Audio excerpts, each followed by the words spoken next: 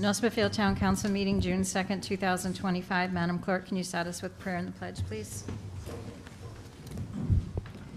Thank you for bringing us together today in a spirit of generosity. May we honor one another by keeping an open mind. May we voice our truth and listen with an open heart. May we discern your will to unite in a fruitful outcome. I pledge allegiance to the flag of the United States of America and to the republic for which it stands, one nation, under God, indivisible, with liberty and justice for all.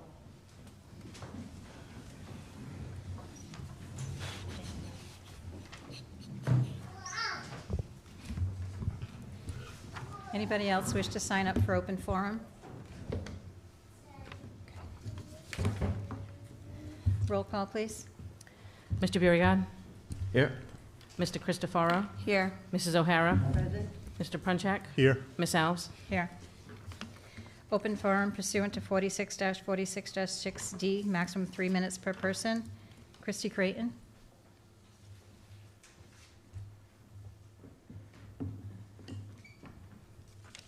Hi, everyone. Hi. My name is Christy Creighton, and my husband Chris and I are both lifelong residents of this town. This week is a bittersweet one for our family as we prepare to celebrate our daughter Jana's graduation from North Smithfield High School. At the same time, we're also grappling with the deep disappointment our younger daughter Avery is feeling over the loss of her Lady Northman cheer family. I understand that this may not be the traditional forum for this kind of message, but I felt compelled to speak up because I believe that when something matters deeply, you don't wait for the perfect moment to raise your voice. You start somewhere, and tonight this is my somewhere, as emails don't seem to be working, or my daughter's emails actually as well. I needed to show my daughter Avery that being passionate about something and standing up for what you believe in is not only okay, it is necessary. Recently, our newly appointed full-time athletic director made the decision to entertain complaints against Coach Alicia and Coach Val, two individuals who have poured their heart into our cheer program, without first confirming the validity of these complaints. As a result, these coaches have essentially been forced out, and a team that once felt like a second family to many of our daughters has been left fractured and uncertain.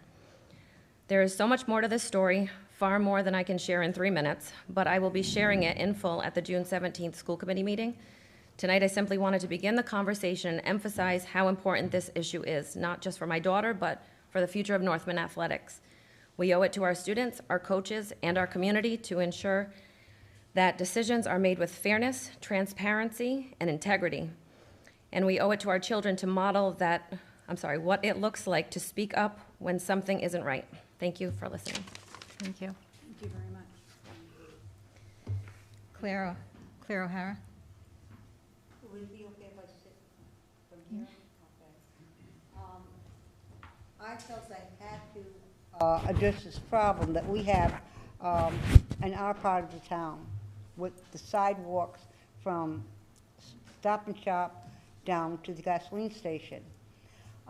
This morning I was doing some errands.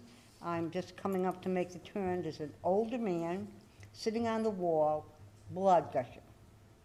I went around the corner, I went back, I said, "Are you okay?" And he was very pale. I said, "Just sit here." And since I had all the stuff, I said, "I'm going to get some towels, etc." So I went to my car, I got water to clean it. I made him drink juice first. We wrapped it with towels, and I sat with him while he got himself together. And I mean, the rips in that hand were serious. So I said, "Do you want me to drive, or do you want me to call the rescue?" He says, "No, I'll sit here while I'll be okay." If that would have happened at night, it would have been even worse. The cut was jagged, and it's like his finger, the rip, it was torn. It had to grab something pretty bad. Several years ago, we thought the state of Rhode Island was going to rectify that. And there were some promises made, and they weren't kept. So I'm going to start working on that. And the other thing is, some people, they say it's legal, we'll see. Park, I know where sidewalks were. I was brought up in that area. I can name every house and people who first lived there. And we didn't have a sidewalk on the other side, so we had to cross at the light and use theirs. in order to come around, it took up so much. He literally was over the, into the driving lane on the curb to get to my house. It's dangerous. There has to be a way to do something, because it could be a person at night that has to walk that, a handicapped person, a person in a wheelchair, because we have a lot of people that will go up to Stop and Shop, etc., from the Woonsocket and North Smithfield area. If we work together, something will happen, and the something will be positive, because it's dangerous. Thank you. Mike Clifford?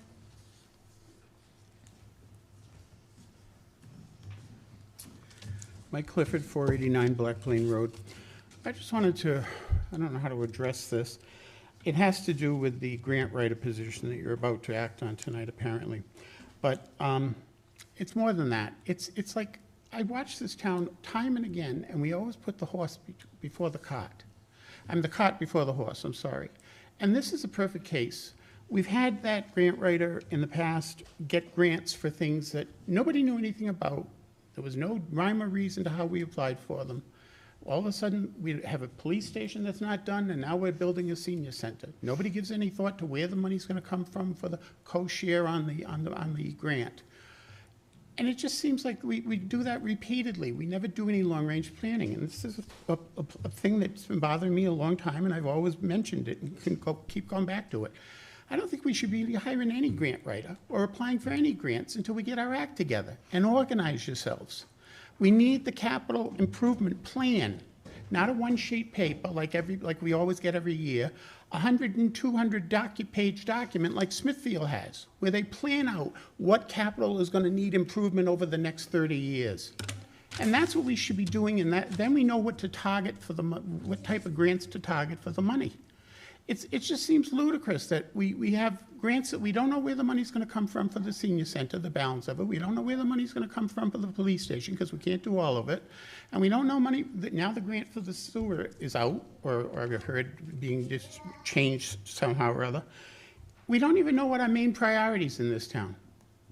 We're putting the sewers in on we're looking at sewer and water on 146, and then we have people saying, I can't sleep at night because I'm so worried about the water lines in Union Village.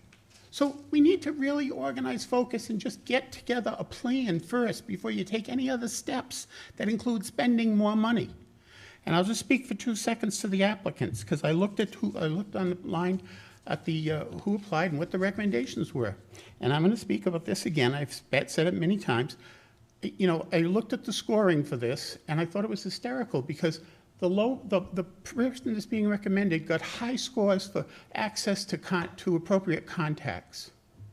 Well, it's Lisa Andozier, again, from Rosewood Consulting, which she contributed over close to $85,000 to political figures in Rhode Island, and that's what gets you the access.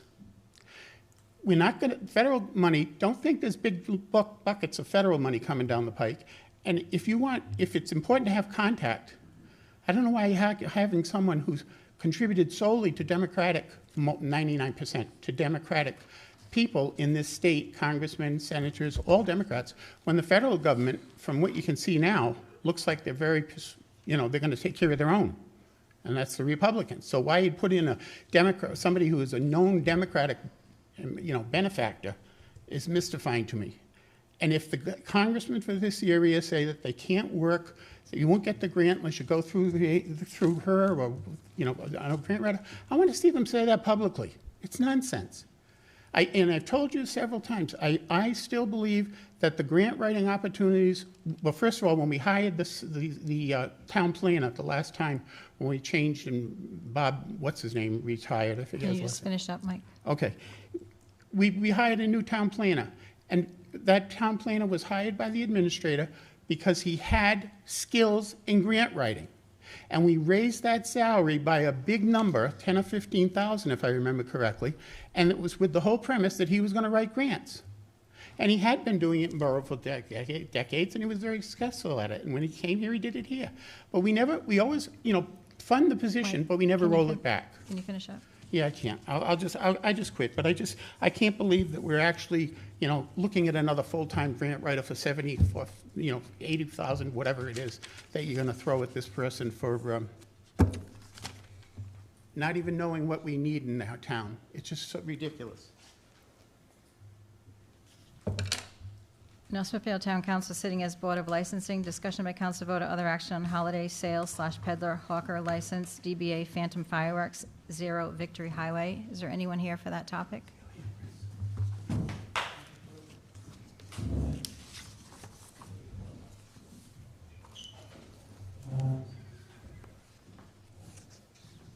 Hello.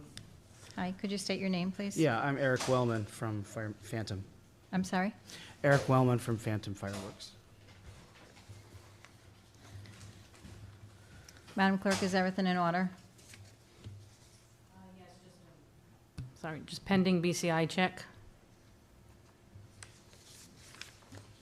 And that's in the process?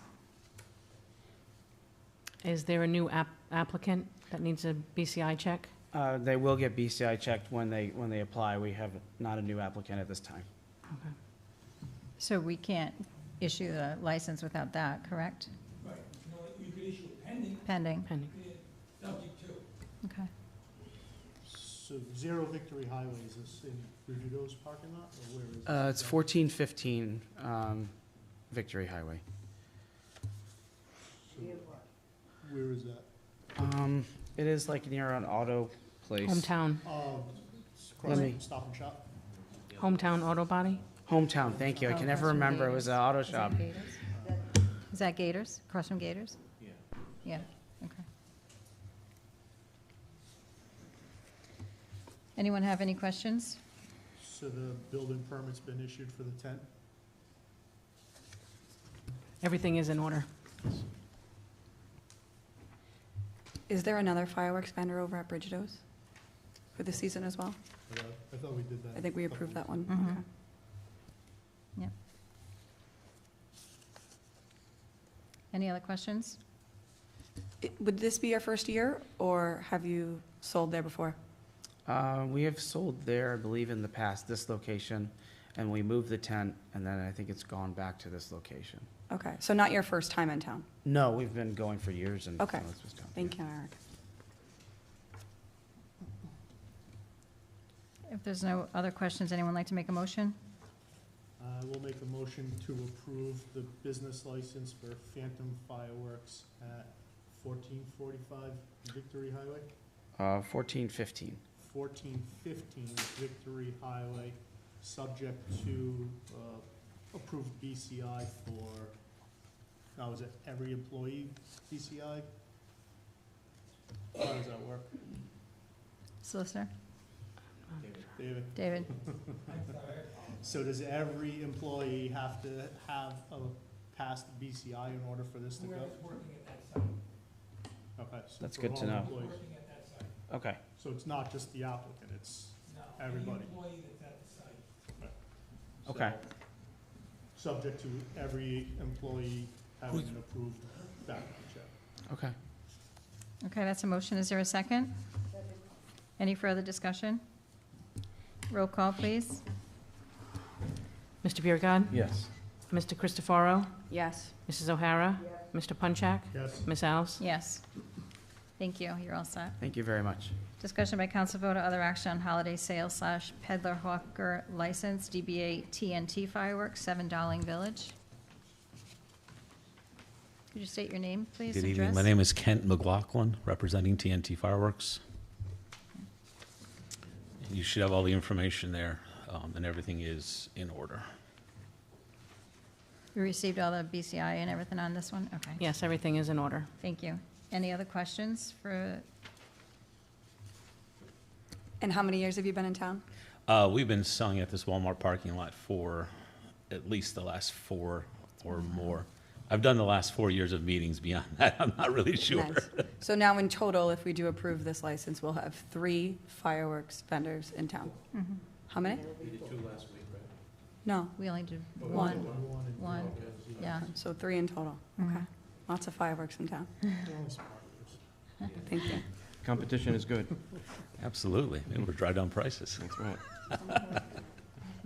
Anyone have any questions? Anyone like to make a motion? I'll make a motion to approve the business license for TNT Fireworks at 7 Dowling Village Boulevard in the Walmart parking lot. That's a motion. Is there a second? Any further discussion? Roll call? Mr. Biragad. Yes. Mr. Christopherow. Yes. Mrs. O'Hara. Mr. Punchak. Yes. Ms. Alves. Yes. You're all Thank you. set. Have a good Thank evening. you. Thank you. We're just going to move up old business. Discussion by council vote or other action on status/progress report items, Municipal Building Review Task Force, and also presentation by ECC Corporation regarding project delivery methods for police station renovations. So we have Brian here from ECC as well as Inga, and then we also have Brian from Signal Works. So if you'd like to come up and start your presentation.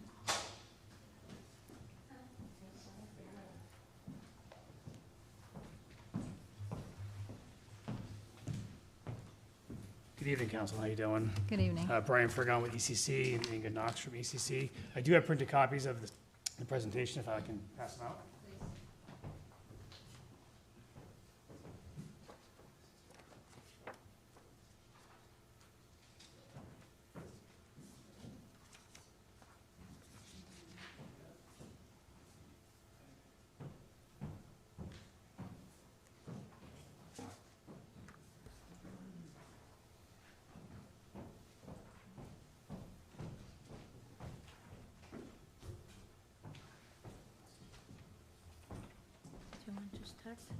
Yes, yeah. Yeah, so we just want to take a quick moment just to discuss some of the options for bidding procedures. We're getting to that time that design's coming down the end of this month. So we want to get discussions going and get some thoughts from the council on how we want to procure this. We put together a 4-page, we don't have to go through this entire thing because the last 2 pages have a lot of information to them, so that's why we wanted to hand these out so you can look at them. But the 3 options that we have is design, bid, build, construction manager at risk, and design build. Those are the 3 typicals that you use in public procurement. We're here tonight to talk through 2 of these, one of them being the design build. We're almost a little too late for that.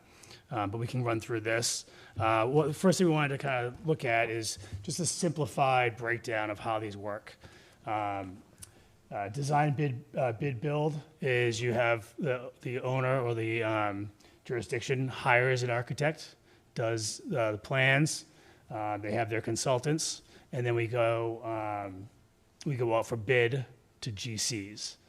The owner hires that GC, and so it's the progress goes from you design it, you bid it, and then you build it with the GC. That's your typical procurement process. Construction manager at risk is the owner would hire a designer as well as a CM, a construction manager, either at the end of the design phase or somewhere in there. And that construction manager puts together a price with their subcontractors, and it's a guaranteed price. There is some cost associated with it, and we can run through that a little bit more. Inga's a little expert on this. It has some additional cost because you have the project management there, but it's a full package. So they are taking that from the design piece all the way through to construction, and it's a guaranteed price. So you don't come up with a lot of surprises. They manage it for you, so the construction side of it's a little bit less because they're managing it, but there is that kind of overhead cost. That's something we have to build into the budget as well.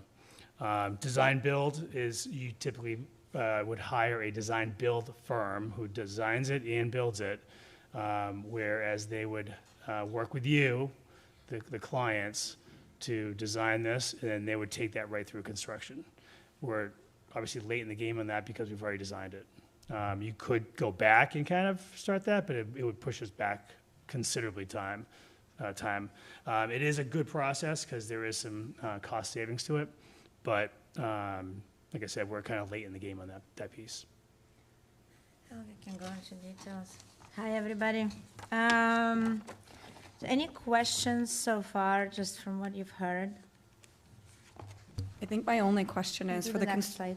Thank you. the construction manager at risk. So you said that there's the construction manager, there's a project management component of this, which would entail an additional cost. And I apologize if this is a stupid question, but as the OPM, are they essentially, let me phrase it this way. Is it duplicative to have No. both a project manager for construction and an OPM? Okay.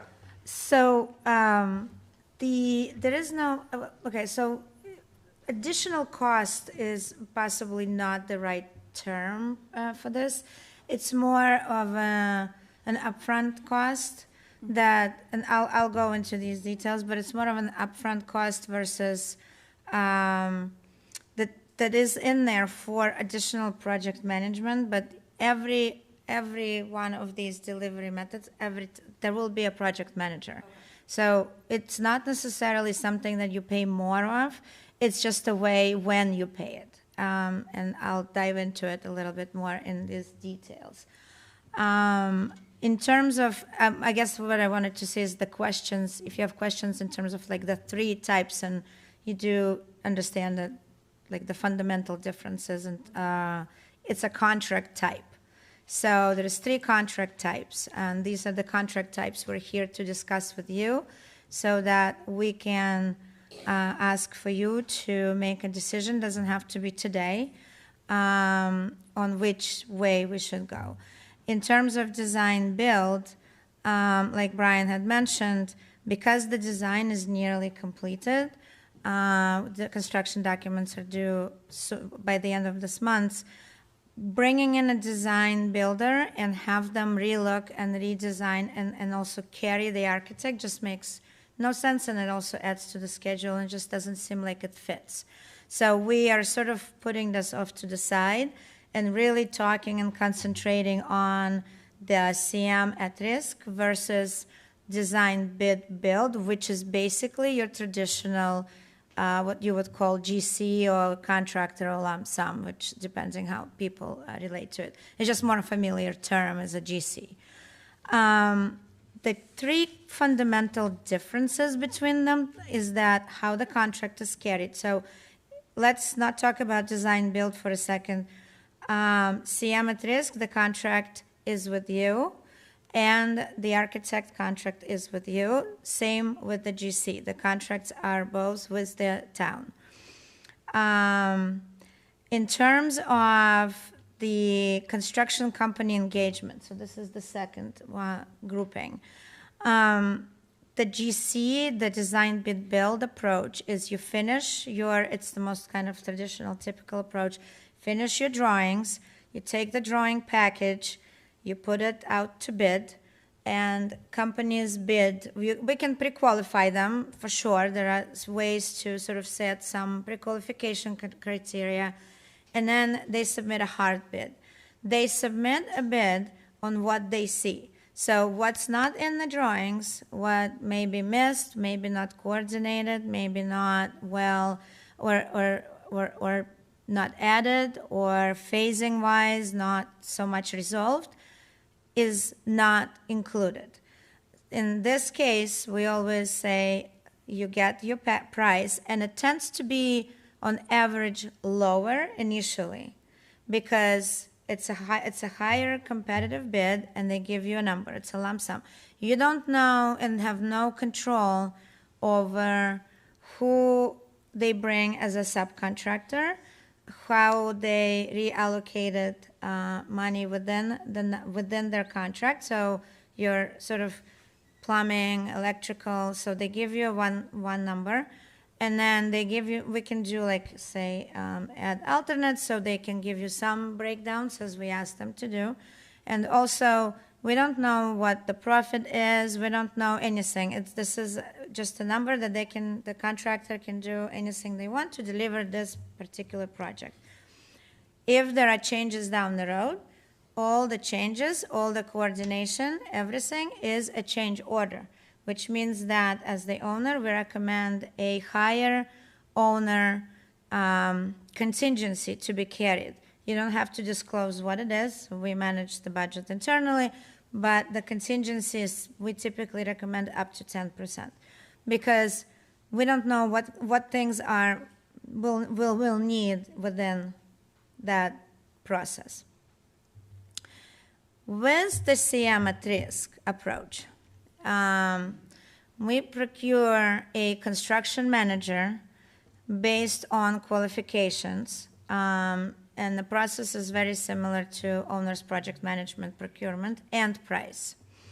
The price can be delivered could be on pre-construction, but in this case, because the project is nearly designed, there are ways to control the rest of the project, but typically the price that we procure the CM at risk on is based on what's called general conditions, general requirements. So it's basically their project management fees, overhead.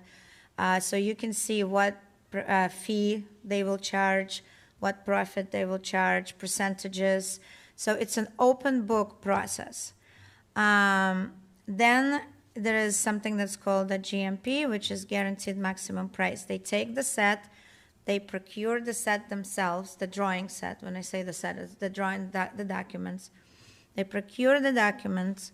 They they have a list of pre-qualified subcontractors that we participate in, as well as share with everyone. And then they solicit bids from subcontractors, and then the town and the team is part of the selection process for each subcontractor. So for each trade, like electrical, mechanical, plumbing, etc. In this case, when the GMP is set, when the total project cost is set, anything that's sort of, I don't want to say missing, but for example, if there is an outlet and there is an equipment piece, but there is no wire that's specified between the two, that is also included typically and coordinated by the construction manager within the cost. So the level of coordination and phasing is also determined and easier to maneuver. And everything is open book. So we see every penny movement. We see every trade, and everything that's not spent, it goes back to the town. So the financials are way better managed. With that, at the end of the day, the change order level tends to be minimal, if not zero. For example, I'm working on a project right now that I'm finishing up in one of the districts, and we don't have any change orders because there are proper, within the GMP, there are proper contingencies, proper allowances, proper holds, and money is well managed, and I'm part of the process as well, so we can see what's happening rather than we do not. Also, it is a lot easier to manage phased construction, because construction manager can stop and start, and all of that cost can be coordinated during the bidding and procurement process versus lump sum. There are typically tend to be gaps, so we just have to be prepared to potentially just have change orders down the line. So those are the big difference. And then, well, one of the things is project controls, and project controls, I understand that some of it seems to be like stuff that we are doing as an OPM and they're doing as a CM, but there are different things that sort of add, and we don't do the same thing at all. What they're doing, others also doing, like the GC would do and the design builder would do, but we don't control the GC, and the design builder will do the same thing, but their goal is more price-driven because they promise a project at a cost, and we don't have a control over the architect because the architect works for them. So that sort of process is a little bit different. if what we did is we put together kind of like, you know, high level, if you go, yeah, there's a lot of information, but high level, you know, fundamental differences in more details under each item, and then also pros and cons, and I can kind of go through them, or I can also say maybe I can answer questions first. Perhaps some of these will come up anyways, and then we can see if I need to go. I just don't know how much time we have. The project manager exists in every type of contract. The assistant project manager will exist in every type of contract.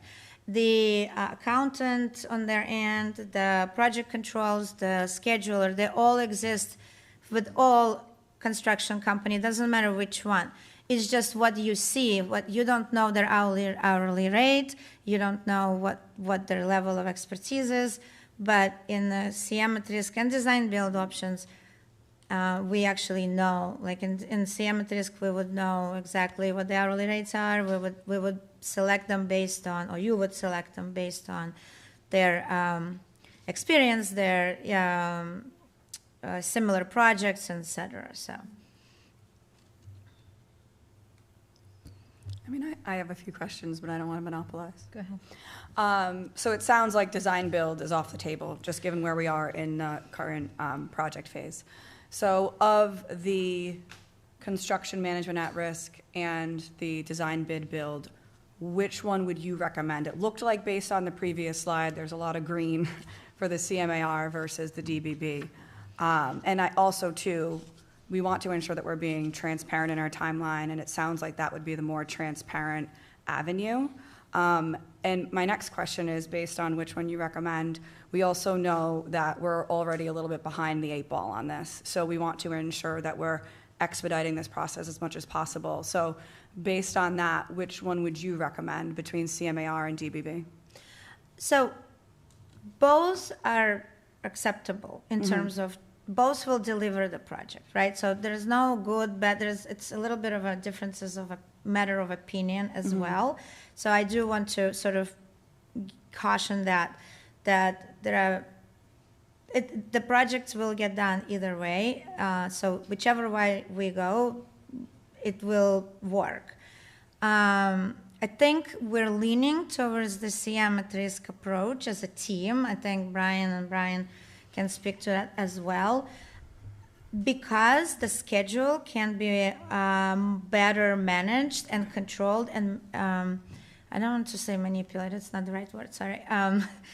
It's better, it could be expedited with the CM at risk approach, because with the CM at risk, CM is a partner. They come in and they partner up with the town, and they, they work with us on different things we need to do. So if we need to do a small portion of a project while we are figuring out another portion of a project, or say that we're starting with a phase, but we might have some financials later down the road, we can work with them, and it could be a slightly more fluid process and not as rigid, giving us flexibility and ability to not just control, but also work as we think at the same time. That is the main reason why I am personally leaning towards that approach, even though this project is not a large project. So perhaps that was answers very the helpful. question. Thank you. And in terms of procurement, like you said, we're a little bit behind the 8 ball. The procurement time that it will take to procure a CM or take the hard set, the construction set, and procure it with the GC approach will be the same, similar in duration. So I don't think one or the other will necessarily speed up or slow us down. Okay, thank you. Can I ask David a question? David, given your experience in the industry, which one would you recommend? CM at risk. Okay. For this project, definitely CM at risk, considering we are the owner. For us to feel or believe that we're going to manage efficiently a hard bid general contractor for this project, I think we'd be kidding ourselves. Okay.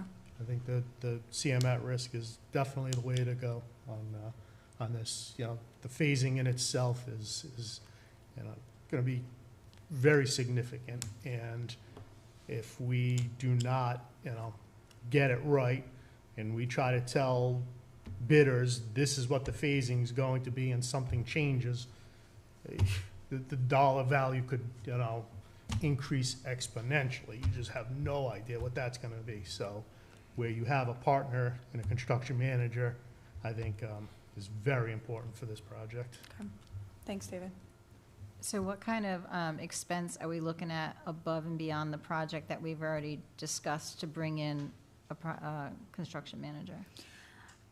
Again, like I said, I don't think it's an upfront expense. It's just how it's just whether you pay, whether you see it now or you see it later. Unfortunately, there is I've done these presentations a few times now, and there is no scientific data of like how much you pay up front or how much you pay in the end. It's so project specific. We just know the risks and the benefits. So for example, and I'll be upfront, when they see, because CM at risk, it's an open book, they see a submittal, they see a proposal, and they see, say, 12, 16% overall markup on hard cost. And that markup includes like permit fees, bonds, insurances, fees for project managers. They see that there is an accountant, there is an accountant's assistant, because everything has to be disclosed, right? And then they see costs for general requirements, which is like the trash bins, the dumpsters, the washing of the wheels. I don't know, like all these things that go into a project. In addition to your hard cost, meaning like the cost of work, your brick and mortar, right? What it really costs to like put a building up. People see it and they question the need, because they see how they question, oh my God, this is a lot of money up front. Not up front, it's part of the whole contract. But you don't see what others charge, so you don't know what's in there. At least, in my opinion, in the CM at risk approach, if any of we can see every receipt for every disposal or everything that construction manager does. So we can see that this work is needed. We can also argue if it's not needed, or if this project manager is too expensive, or we can look into these details. When you'll get a lump sum, it may be that or maybe something else, we don't know, but we only know that they purchased a set of drawings. And at the end of the day, we may or may not pay extra, depending on how many change orders we have. Again, it's all we argue and try to control as much as we can, but that's a risk benefit. Until the drawings are done and put on the street, you're not going to know what the project costs. So I think the reality is, some of the same firms that would bid it as a GC could potentially bid it as a construction manager. You're going to get some higher level construction managers, but there are some GCs out there that act as both. So it comes down to the delivery system in that case. They're all going to be going to the same plumbers. They're all going to be going to the same mechanical guys. They're all going to be going to the same framers. So it's just, do we want somebody who is on our side as opposed to somebody that is saying, oh, that's not what the drawings say, I need a change order for that. Kind of what it comes down to, I would say. And if I can add to that. Brian, if you can, thank you. And to add to that, I've been in a lot of instances as the architect of record where I've pointed to something on the drawing in a design, bid, build, delivery, and a GC has said, I didn't price it, and if you want it done, there needs to be a change order. So design, bid, build is a lot like Marvel versus DC. They are two completely different animals. There's a lot of pointing, whereas CM at risk is like the Avengers. You're building a team of partners to go through and deliver the best end product. So for me, that's just a really simple way that I think about it. And having a partner, and Councilman Punchuk said it, there's so much agility needed on this project with the variety of adults, current funding, potential for future funding, you're not going to get an end product with a design bid build. That GC is going to want to walk away in 16 months, and he doesn't care if the town finds more money through grants or allocations. CM at risk, you're going to have that partner long term. And so as money becomes available, there's negotiations, there's contract structure that leans itself to. So just wanted to add that. Brian, this is an amazing analogy. I'm a big Marvel fan, so I'll be using it forever. I'm adding it to the presentation. This Council is President, great. if I could opine in on this as well. I mean, I do have 40 years of experience in this business. In those 40 years, I've only done one design build, or only one design bid. And that's because our partner was the state of Rhode Island, Department of Transportation. We had to. Everything else we've done has been design build or CM. In fact, we're finding a lot of the design build firms who are actually transitioning over into the CM world. So it is the only business, the project model, in my opinion, that gives us the flexibility to manage the inevitable changes that we're going to experience in this project, keep it online. Okay, thank you. So, Brian, you got up and spoke about superheroes. As the architect of record, what is your opinion on this project in particular, as far as a delivery system? Yeah, my opinion matches ECC's that the CM at risk would be the best bang for the buck, even if the open book seems that there's a larger upfront cost. I think you minimize back-end costs throughout the project. Thank you. So now, if we all did decide tonight, because we would kind of have to take a vote and stuff, because we just received this today. So what would be our next step? Like, how soon would we move into the next phase? So if you did or you did not? If we did. If you did, so as soon as we know which way we're going, we will start preparing an RFQ, like a request for RFQP. It's a request of proposal and pricing. I would say it would take a couple of weeks, so I'll talk to you about procurement processes in town, where we advertise, it gets advertised, then we need to we'll do a schedule of the process, and I would say by the time the drawings are done, the RFP is advertised and already available to CMs to review.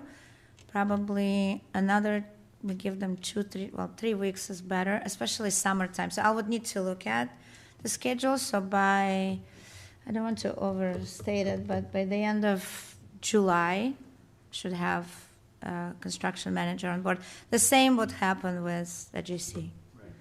Right. But the difference is they would need to submit a proposal rather than a bid. Mm-hmm. So proposal, and that will have to be evaluated by a group similar to OPM's, and we could invite them for an interview and then rate them, and then look at some of the pricing criteria that they will present, and then rate that, and then award. Does anyone have any other questions for ECC or SignalWorks? Will they be joining every town council meeting to provide an update? Or Probably not, right? Didn't we say No. like once a month? It was. Right, we said once a month or as needed. So if we need to come to the next one, I'm available to come in and answer questions, since decision seems like cannot be made today. Well, I think we can make the decision today on this. And my next question is, I think last time you presented, you mentioned that you were still working through finalizing that schedule. Has Yes. that schedule been finalized?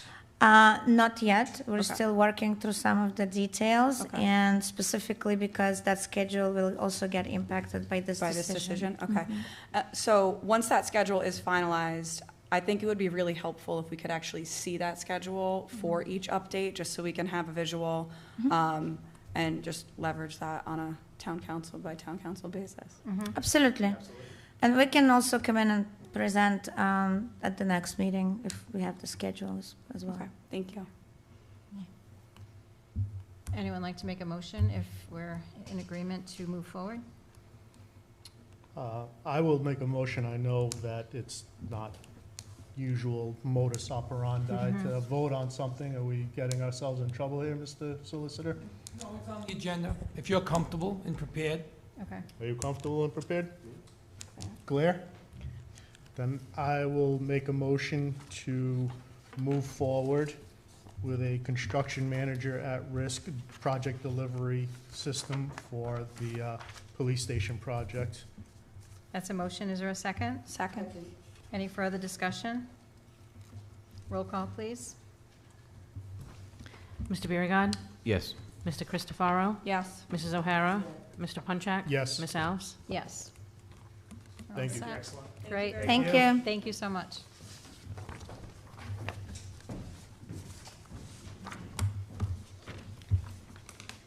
B, material, sand and stone, Pound Hill Realty, status of experts. There'll be no public comment at this time. Administrator, did you have any updates? The update is that we have had two experts who have been selected. The third expert on groundwater chose not to get involved. We did go to a third option. I think, Council President, you had referenced it, someone who has spoken before, the planning board. She, quite frankly, is not an expert, and even verified that. We have identified another party through another firm, and Mark is currently working with that person to get him signed up. So hopefully, by the end of this week, we'll have all three that are committed. Okay, great.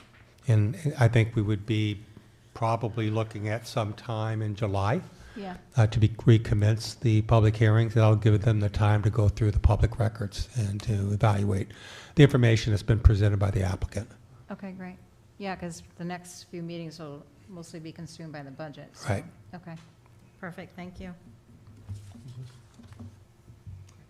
Here on behalf of the applicant, just wanted to see if it was continued to next month, with that in mind. Yeah, we haven't stated a date certain yet. We're just waiting for the experts. Understood. Okay. Thank you. Thank you. So, Madam President, in order to keep the public hearing open, so the advertisement and individual notice doesn't have to go out, you have to go from a date today to another date, even if that's not the final date. Because this was our date. You could Okay. always continue it to a date. So this was a date certain from the last meeting, and then it goes from this date to the next. Pick a date. If you don't think it's gonna be until July, you can pick a date in July. So our first meeting in July would be the 7th, so maybe the 21st? Yeah. All right, so we have to do a roll call on that, or? You do, you have to continue the matter and the public hearing to that date certain. Okay. And if for some reason it doesn't happen on that date, you can make another motion at that time, but hopefully it will. All right, so I'd like to make a motion to continue the public hearing for material sand and stone Pound Hill Realty to a date certain of July 21st, 2025. That's a motion. Is there a second? Any further discussion? Roll call, please. Mr. Biragad. Yes. Mr. Christopherow. Recuse. Mrs. O'Hara. Mr. Punchak. Yes. Ms. Alves. Yes. So July 21st. Great. Thank you very much. Have Thank a you. good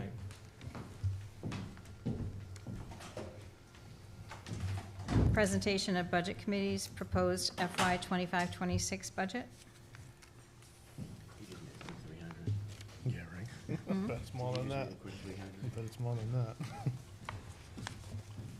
Travel time, mileage, dinner.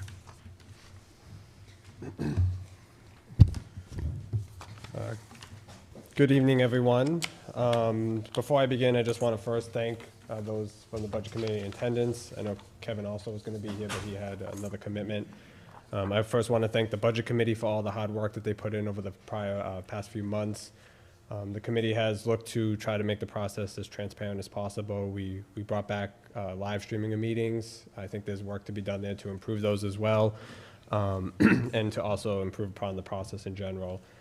So I'm just going to begin. I'm going to read the memo. It's a little bit longer than normal. My name's Douglas Ozier. Do I need to say my address? 1984 Providence Pike, and I'm the chair of the Budget Committee. So the FY26 budget reflects a balanced approach to funding essential services, advancing capital priorities, and preparing for future obligations. Local appropriations remain flat and conservative in most departments, supported by the targeted use of grants, increased state aid, and selective application of fund balance reserves. A continued emphasis on infrastructure, personnel sustainability, and fiscal transparency is evident. And during its review, the committee learned that the town intends to undertake a review of its reserve policies in the upcoming fiscal year, and the committee further recommends that the town expand its effort to include a review of its capital project evaluation methodology and compensation framework to ensure consistency and long-term sustainability across all planning processes. I'm just going to break into a little bit more the areas that the committee targeted and looked at to address this year. It's a little more detailed than normal, so just bear with me a little bit, but we felt it was important to give that information up front so you had it going into the public hearing and then setting the budget. So the school department's local appropriation remained flat for the upcoming fiscal year, with operational needs fully funded by an approximate $1.5 million, it's slightly less now, increase in state education aid, which resulted in the department not needing additional funds.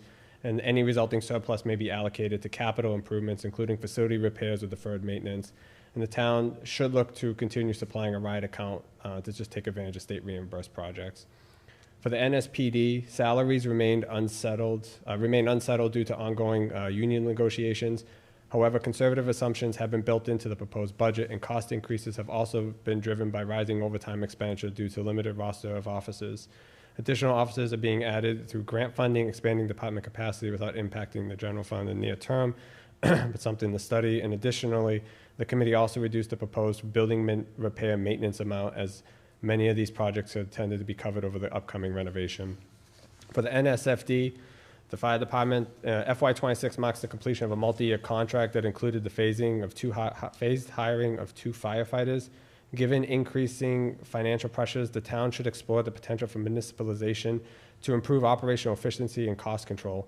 While the new contract has already been presented to the council for approval, the committee also recommended that it should be allowed to review prior for ratification as required by the charter in some areas, to analyze potential fiscal impacts. And additionally, the committee recommends removing the hydrant rental payment to Woonsocket from this year's budget, pending further discussion between the two towns.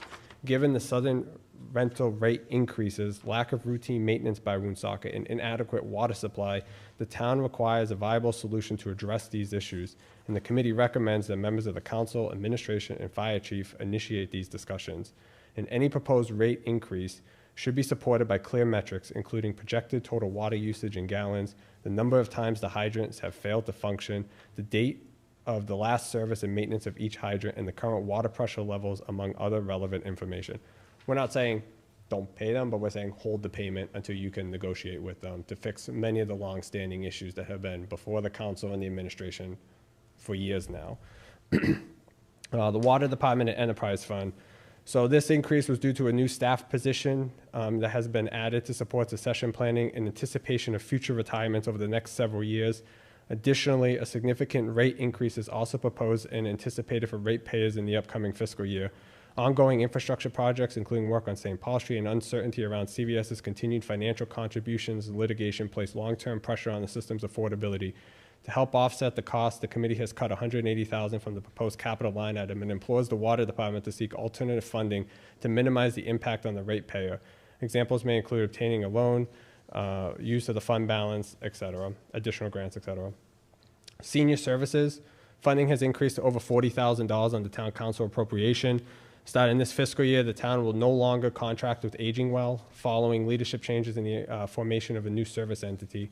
As of Q1 FY26, the preparedness of the new provider is unclear, and the interim measures should be considered to ensure uninterrupted service delivery and compliance with procurement procedures and requirements. The electrical and plumbing stipend. Stipend increases are tied to higher service volumes, and they are offset by corresponding revenue received. These adjustments reflect previously documented workload trends and are relatively neutral. And then some additional areas, so bear with me, almost done. The town clerk, there's $17,000 relates to revisions in both general code and potential charter changes. Use of the reserve accounts should be considered for these. Additionally, a portion of those funds to be used for clerk minutes. A new tool help to improve accuracy, efficiency, and timeliness of minutes, and there could also be a good use of fund balance. Audio-visual stipends, John, we heard you, but we recommended that the committee does not feel that a new line item should be created in the budget as it relates to the stipends. If the council does want to raise this amount, it should just adopt a policy for rate structures and leave the line item as is. Contracts, the town should look to align contractual pay increases across departments to ensure consistency and avoid large discrepancies. Software subscriptions, the town needs to address the cost that it's paying on increases year over year. If needed, the town should continue to explore outside vendors and or look to renegotiate sudden increases where possible. Many of the utilized cloud-based services could place continued pressure on the budget in the years to come without proper intervention. There's a couple more here, so where'd it go? Use of fund balance. The FY26 budget includes the targeted use of fund balance to support capital contributions, specifically for Scouters Hall, driveway entrance improvements, and related projects. However, the committee has decided to remove these items from the current budget pending further study. While these projects should continue to move forward in FY26, the committee prefers that any use of the fund balance be directed towards shovel-ready projects that offer an immediate return. Holding funds aside without proper planning and supporting documentation is not currently justified. Instead, while these funds are included in the adopted FY26 budget, any potential allocation from the fund balance will be earmarked and reserved for its stated purpose, and this approach aligns with best practices and transparency standards. Strategically setting aside the fund balance in a targeted manner preserves the town's long-term fiscal stability while positioning it to make necessary capital investments when projects are ready to proceed. In addition, the town plans to maintain a formal review of its reserve policies, including how reserves are recorded, managed, and applied. This will help strengthen the future governance as well. Capital project evaluation. As capital needs grow and many projects are unfinished, the town should formalize a capital project evaluation and scoring process to prioritize investments based on objective criteria. Criteria should include the following, such as cost-benefit analysis, public impact, operational risk, and long-term maintenance obligations. Future project selection will also account for the uncertainty surrounding ongoing grant availability, which is historically supported both through capital and staffing expansion. Compensation and salary strategy. This was another area where the committee spent many weeks talking about. We decided to hold salaries at 2.5% relative to a cost of adjustment living. And all stipend positions have been flatlined. We did say that in addition, $20,000 should be allocated to a newly established compensation reserve to support further salary adjustments, and this reserve will support a broader compensation strategy aimed at ensuring long-term workforce competitiveness, retention, and fairness across departments. The committee is calling for a full market analysis of all non-union departmental roles, and that the 2.5 has been applied to, similar to one recently conducted by Lincoln. We actually asked if we could get a copy of Lincoln's just to kind of see where we stand, if we, instead of having to undertake that all on our own, and hope that the HR resource can help with this in the upcoming fiscal year. 2 more paragraphs. So the FY26 budget also includes a projected $175,000 increase in extraordinary litigation costs. This reflects pending and anticipated expenses related to labor negotiations, arbitration, and active legal proceedings. These costs are expected to remain elevated in the near term and have been fully accounted for in the legal service appropriation. Potential use of fund balance should be explored, but we didn't decide on that recommendation just yet. Conclusion, the FY26 budget aligns with the town's immediate strategic priorities while responding to fiscal constraints and emerging operational needs. And through a careful use of the fund balance, conservative revenue projection, and strategic investments in personnel and infrastructure, the town continues to maintain financial health while planning for long-term growth. Ongoing efforts to strengthen reserve management, capital planning, and workforce strategy will support long-term sustainability. And then we just included a bunch of metrics below that as well to show the percent of the budget by total departments, percent of total increase versus prior year, the 5-year residential levy, and the commercial levy impact over the last 5 years. So thank you for bearing with me. There's a lot to read. I'm sure there's a lot to hear. So if there's any questions, I'm happy to answer. So, quick question. So, so your budget for the tax revenue, so what was your justification to come down from the administrator's proposal? So we looked at, we actually looked at where we were to date. Mm-hmm. When we initially did the comparison, let me backtrack. The original proposal from the administrator had an error in it, which was actually helped make the budget be more conservative, but it was on the expense side. And then there were some changes after it was done that made their way into the budget that weren't, like, it wasn't locked like it normally should be. It adjusted. So there was that's why some of the budget line items look side by side, comparable. But essentially what came down to was we looked up to like the week before where we were trending, and just felt that based on where we were, we could adjust those areas. One of the areas where you may notice is the planning and zoning. Those kind of get offset and swapped just because a lot of the applications that used to go through zoning will now go through planning, given the planning board's new role with state legislation. And if there's anything in specific, it was most tied to just looking at it in real time where we were through April and adjusting. And keeping in mind that we didn't want to adjust it too much because then it would have an impact on the rest of the budget. Okay. Thank you. Anyone else have any other questions? Did you have questions, John? You looked like you were leaning. Well, I have a multitude of questions, so, okay, perfect. And I don't know, Town Administrator, if maybe some of these questions are questions that you could answer. But first and foremost, I found the overview hugely, hugely helpful, especially for more of a layperson who's not super fluent with municipal finances. So thank you guys so much for pulling that together. I wanted to circle back to the executive summary. So you mentioned that there's a reserve policies review. What does that entail? So what we learned is currently right now, just think of it like, the town has a pot of money, it's in the general fund, thinks it's gonna need all that money, but say there's $100,000 left over in the line item. The town will sweep that over back into the general fund, but it will reserve it against a particular line item, like think DPW with heavy equipment. So that reserve account can grow over time, and then the DPW in that instance would have the ability to pull down from that reserve to purchase equipment or whatever in the future. The finance director had mentioned that the town may be looking at a different way to go about it, and that project, well, not fully known, is anticipated to come in this fiscal year if it does. So we just felt it was important to note that how the town reserves may change. Now, is that one of the optimization efforts that the auditor suggested? Okay, excellent, thank you. The capital project evaluation methodology, that was your recommendation by the Charter Review Committee. What does that look like? How do we initiate it? And is this the same as, and if not the same, is it complementary to essentially a long-term plan? We've heard a lot about long-term plans. I know that I've talked to you about this a few times, as well as with the town council president. I definitely see a need in essentially taking our comprehensive plan, putting pen to paper, and having a tangible long-term plan for the town. Is that one and the same, or is it supplementary? No, they should be supplementary. I mean, the budget committee felt that it should further work with the asset management, administration, to kind of identify, and the town council to identify these projects, and then identify funding sources, what is the town's true priority, and making sure that we can actually do and fund these things in real time.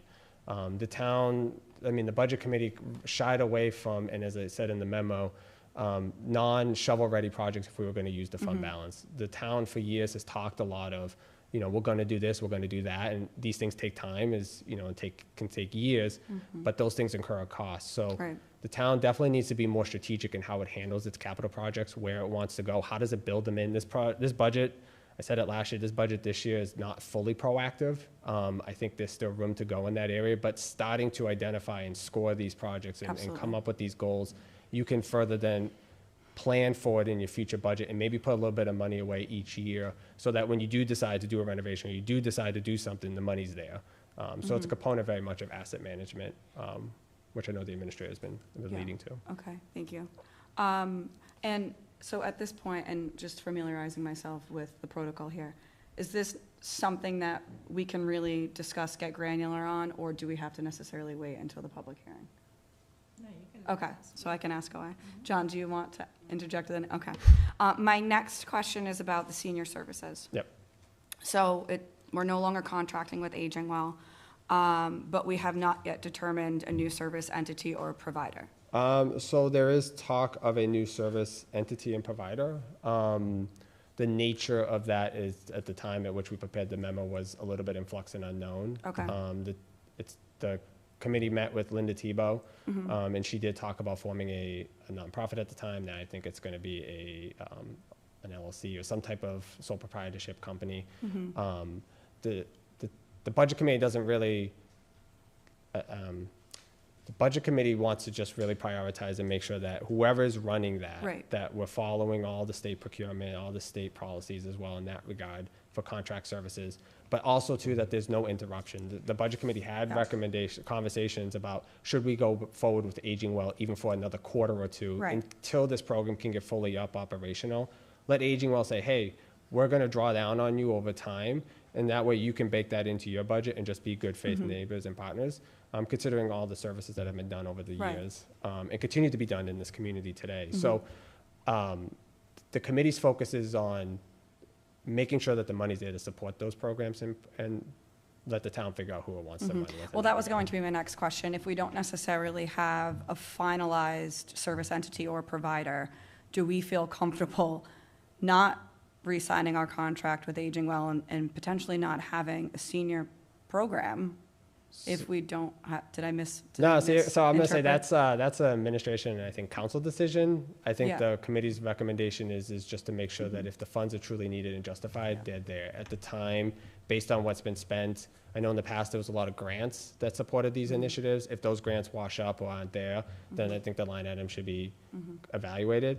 The other thing that I think was also brought into consideration was that if there was an interruption in services and you were only gonna get 3/4 of the year, did you need to fund the full 40,000? Or Right. should you prorate that to what availability of services are gonna be?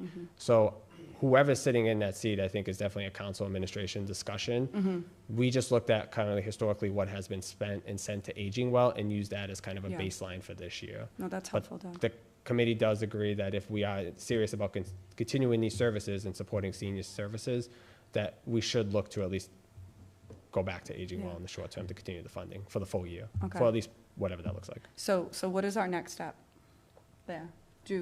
Before we really discuss this in detail or before we approve the budget, do we want to have a representative of the town program? Conversation with the chairman of the budget committee on all these issues, so Okay, I think it's too deep to just have an open conversation right now, but all we say we were already on okay. and discussing. So will it be presented at the town council before we make our decision? Okay.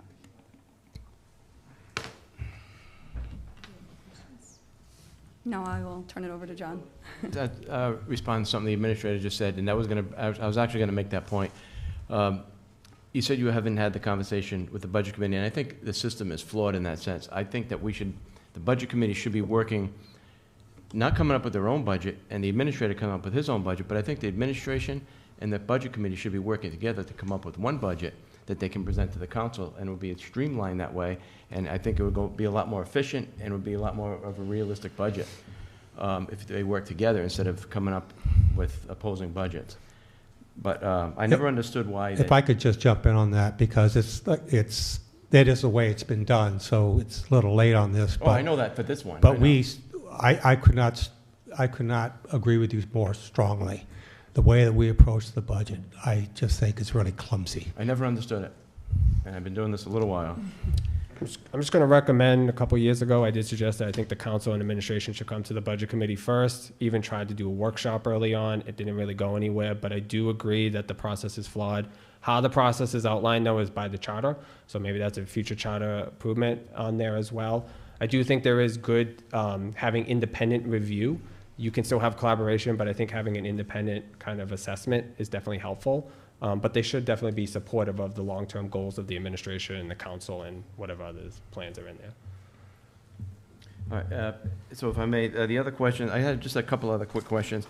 You seem to be dependent a little heavily on tapping into the fund balance? So that was at the direction of the finance director and the administration. So we were supportive in that essence, but we actually at the very end said we should actually withdraw not a lot from it unless there's a shovel-ready project to go. Okay. So if you said, police station's ready to go, we need $1 million to cover it, we all know we have more than $1 million in there to cover it, that would be a good use of the fund balance. But to say we have skin in the game or we need to go for a grant and we don't even know if we're gonna get the grant, I don't think that's a prudent use, and the committee decided that that wasn't a prudent use. You can still earmark it and say we have the funds available in our account, and you can show that they're there, but to just throw it in the budget, it then becomes another line item that who knows what will happen with it, if it will get moved around, if it will get re-reserved. So there's just too many unknowns. And so what's the percentage, and Tony, you might be able to answer this, what's the percentage that we have to maintain in our fund balance in order to keep our, what is it, AA2 bond rating? What's the percentage? 16%. So as long, this doesn't dip, this, well, now we got the police station, now we're probably gonna need to tap into it for the, Well, for the senior center. So that's what the committee, that's why the committee walked back a lot of, and that's why it kind of notes the change in the memo, that there were a lot of talk recently about Scouters and about the Hallowell and about the police station, and if those projects didn't have funds available because we had earmarked them or already allocated. I know you can move them around and do other things, but if the intent is to just have that process up front early on, it should evaluate where it wants to spend its fund balance and then spend it, so. Okay. And the other question I had, Doug, is if you, under compensation and strategy. Yeah. Can you just explain what that's about for, and you mentioned HR in there, Yeah. so how that comes into play. Can you just explain what that means further? Yeah, so one of the things that, I mean, John, you've seen every time a budget comes up, is, you know, everyone in the department puts in for a departmental increase in their raise. And so one of the things we hear about is, and we've heard for years, is every position's underpaid, all that. And it's always done kind of like by departmental level, like saying like, hey, this is what I did for my search. I find that, you know, my peer is getting X dollars higher than I am. So we felt that now with the new addition of an HR resource, we should have like a full out market study of like, okay, let's look at these positions. Let's see how are they being paid in comparable towns, similar, like all the similar makeups and all that good stuff. And then say, okay, well, they truly are underpaid. Let's put together a phasing approach or a phase strategy to then say, let's raise them. Instead of just this every year, it just feels like somebody gets 5%, somebody gets 4%. There's no rhyme or reason to it. So let's add some structure to it. And Lincoln recently underwent one and actually used it in this year to help justify some expense increase. So, so that's where we thought for that. So that's where it more or less came from. Thank you. Yeah, no problem. Do you have a question? Go ahead. So I guess my question's more about like process, like where do we go from here? So this is a presentation, goes through public hearing. Like, are we really being asked to look at every single line here and comment on every single? Well, not right now. You don't have to right now, but yeah. But at some point, that is what is. Yeah. So just. In comparison also with what the administrator's budget is. Mm-hmm. Okay, so I guess, you know, and maybe initial thought would be, I have obviously not looked at every single line item here, but if you're asking 3 different entities, the department, the administrator, and the budget committee for recommendations on this, to me, the person who's got the most knowledge and ultimately control over is it the people in the departments. So I just, you know, now that I kind of get a little bit more what we are being asked to do here, I think it's kind of important. Like, obviously, you're gonna be looking to cut. Well, actually, that's not necessarily true. It depends. Where there is a fundamental difference of opinion here is how the budget committee is dealing with human resources, because I think it's naive. We have data through the Rhode Island League of Cities and Towns. I don't need the budget committee to advise me that my HR director, as soon as we finish the employee manual, which is going to be finalized this week and be disseminated to the town council, we're immediately then shifting gears into a comprehensive workforce study of the town to give comparisons. I can tell you right now, we've lost 2 police officers the last month to Lincoln. Why? Because we don't pay. We are giving, the budget committee is recommending increases in salaries that are less than the cost of living increases. 3.5% by the Bureau of Labor and Standards. I see towns like Smithfield who have lost their planner, used to be our planner, and they are increasing that compensation by $30,000. And why? Because they can't find anybody. This is a problem if you're working with the cities and towns like I do, and you're in the meetings, they're all struggling in all these areas. So the administration doesn't look at this as a counting pennies as much as it's a strategic decision. We have to be very, very careful of what we're doing and sending messages to our people, because we may be forced into a situation where we're going to have to replace critical people, and it's going to cost us a lot of money. But I do agree in general that there needs to be, aside from the information we get from the Rhode Island League of Cities and Towns that are by titles, we need to do a comprehensive study of how we compare to everybody else, and what are we going to do as it relates to compensation, but also what are we going to do in terms of how do we create a ladder of growth for our employees so that they feel compelled to stay here. That, to me, my opinion is, and this is from somebody who's run an organization for 40 years, our most important asset is our people. And if we don't pay attention to that, it's going to cost us dearly. So obviously, there's a lot going on behind the scenes that does not show up in, spreadsheets of numbers. How does that information get to us to help us make these decisions, or, have impactful conversations about things, or, This is my first time in the rodeo, so I'd have to get your guidance, but I would assume that in addition to the conversation with the Budget Committee, there's going to be a conversation with the administrator and our feedback on the budget, so that you can use the information that the Budget Committee is providing you, as well as the information that the administration is providing you, which is based on day-to-day operations of town government, to come up with a decision that you think is in the best interest of the town and its taxpayers. The administrator just clearly gave a perfect example of why you can't run a government like a business. It's two totally separate things. Everybody says, oh, you should run it like a business. You cannot run a government like a business. It's two totally separate entities. Well, I will mention that businesses have performance reviews, you have merit increases, you have bonuses.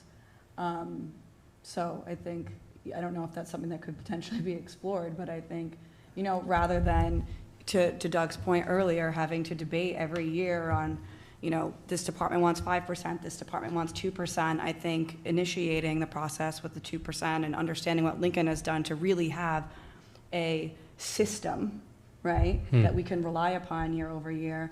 But I did want to make mention that, businesses have a system. They have merit increases based on your performance. They have bonuses based on the performance of the business. And, I don't necessarily know how applicable it is to this, but it's a system. It is different, as John said.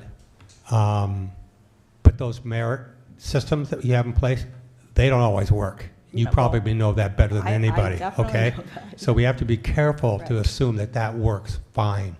We're a small organization, technically, and consequently, you need to really talk to the people who are involved on a day-to-day basis, working with the personnel, understanding what they're doing and how good of a job they're doing to make these kinds of decisions. But there should be more of a defined process, I agree, or else it can be argued to be arbitrary. Right. I just want to add that the salaries, we don't necessarily disagree that there should be increases, but the committee also felt that the town could open itself up to potential liabilities and further risk exposure, where you start saying this person gets 9%, but this person got 3%. Well, why did that person get 9%? Show me the show me the performance reviews. We don't have any. And there was no discussions that it sounded like those were coming down the pipeline. And so that's why the committee felt the best way to do it is to have an independent review. At times it was tough to get data out of the administration. I know you guys are short-staffed and they're swamped, and and I know Tony's doing the best he can, but it is slow. Like, reconciliation's still a problem. Like, some of the things to get true in numbers are still a problem. And there is major concerns that could be in the budget still, that you're going to set a budget and then find out that maybe we didn't have all the information and know everything, and you should know everything. The budget committee planning process should really be starting not in January, but in October and November. Starting to get out, starting to look at how departments are expensing throughout the course of the year. You read the charter, it talks about how the committee can help the finance department with pro forma reconciliations and other things to help the town stay on track. Whether that's welcomed or not or is still relevant, I don't know. But I know the committee would be willing to do the work just based on our conversations of how can we help with the short-staffedness and help with other areas as it allows by the charter to really make sure these things are efficient. I think if anybody, the reason for the salaries was like the school contract for the teachers, they were 2%. Other departments, 4%. Why? I understand there's different risk, but there's also no review of the recent fire contract, but yet you're asking us to include 2 more firefighters every year in the past contract, and that has a budget implication. Contracts aren't even reviewed consistently by the budget committee. I think the town really needs to look at how it budgets and how it does certain things through the charter. Additionally, comparing to other communities like Smithfield is very dangerous. They're a very different town than us. They have a town manager. They have much larger capital investment. Even Lincoln is not 100% a good comparison because they have the casino and other state funds. They have a $100 million budget. So I think these things are easy to say, but I think the town really needs to study them and do the right work. So when you say, hey, that person got a 4% increase or got a $30,000 increase, it's because you can then show confidently, like, that's the increase, not just, well, here's some numbers reported to the state that the League of Cities and Towns recommended. It's actually supported independently. And I hope that the town is open to it, and it sounds like they are, but I hope that it really puts the money where the mouth is and actually does the work. Don't mean to get passionate, sorry. Thank you, Doug. It's hard for me. I just think it's important also, you're doing, everybody put in their time, I appreciate that, you did a good job, but you gotta be careful that you don't wanna be setting policy through the budget. The budget committee, you know what I'm saying? The So you don't town, want- the committee does not want to set policy, like the Exactly. audio increase. That's a rate policy discussion, that when the council votes on the rates, it should add a second line item and say, this is how we're gonna pay this person that's not CJ or whoever's sitting in that spot. But the policies have a budgetary impact, and the budgetary impact does matter. And so if a policy decision is being made and it has a financial impact, it should be focused on how is it gonna impact future year's budget. For example, the St. Paul water line. Last year, that resulted in a huge increase to the ratepayers.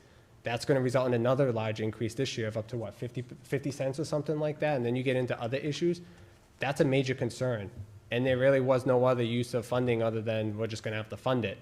That came up from a grant last year that we didn't really know how we were going to fund the match. So I don't disagree, but there is budgetary impacts. And I think the council needs, and the administration sets the policies and does everything, but the budget committee should be allowed to study those budgetary impacts on those policies and/or on the budget as a whole, if that makes sense.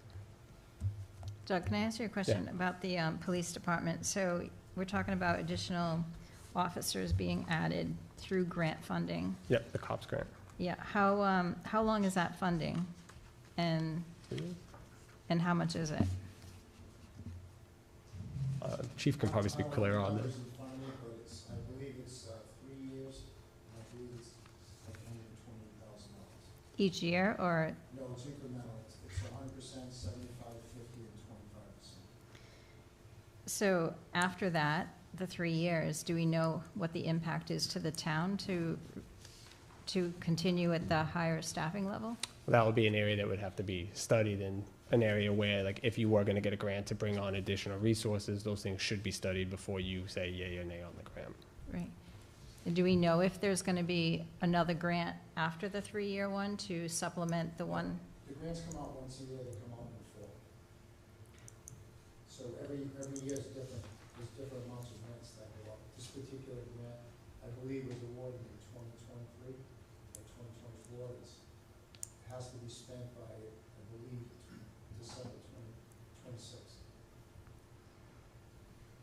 So, I don't know how much I can ask about the contract, but did we increase the minimum staffing by these 3 individual employees with this funding, or? Yeah, I certainly do not want to get into the contract because we have agreements with the union, but there is a replacement strategy on the officers that we've lost. When we've lost, what, 6, Chief, in the year and a half? We lost 3 officers less than 6 months' time, and 1 signed a conditional offer who may be leaving mid-summer or beginning of fall. So 4 officers in 8 months, 9 months. So I guess what I'm asking is, so if we've lost 6, are we hiring 9, or are we hiring 6 and 3 is being? I know this sounds confusing when I present it to the budget committee. So we lost 3 officers on the books right now. We have 1 that signed a conditional offer that will be leaving probably in the summer or the fall. But it's not 100%. We have 4 candidates that we're trying to put in the academy for this August. that only brings us up to what we have, nothing new. Mhm. This grant is specific for additional officers to our rank and file, which is now 27. So it'd be for the 28th officer, and it has to be spent, I believe, in December 2026. It's that amount of money. It's only 4 years, broken up in percentages. I believe 175, 50, 25% of that salary. The town will have to pay the full salary at that time, whatever that is with collective bargaining, benefits, salary, the whole nine yards. So you'll be taking on that salary. And that pays for one officer. I'm looking for 3 additional officers, and I have my, math that I use with the matriculation of moving officers from patrol to administration, which is now is now codified in the contract, that they don't count as minimum wage, as well as our SROs that don't count for minimum wage. So we've taken from the patrol division, and they're now on the administrative side of the department, along with the SROs. So we will be increasing the staff by one minimum, by one. If we can fit the criteria of a new officer. You can't use that money for the officers that we're putting to the academy this year just to make us whole.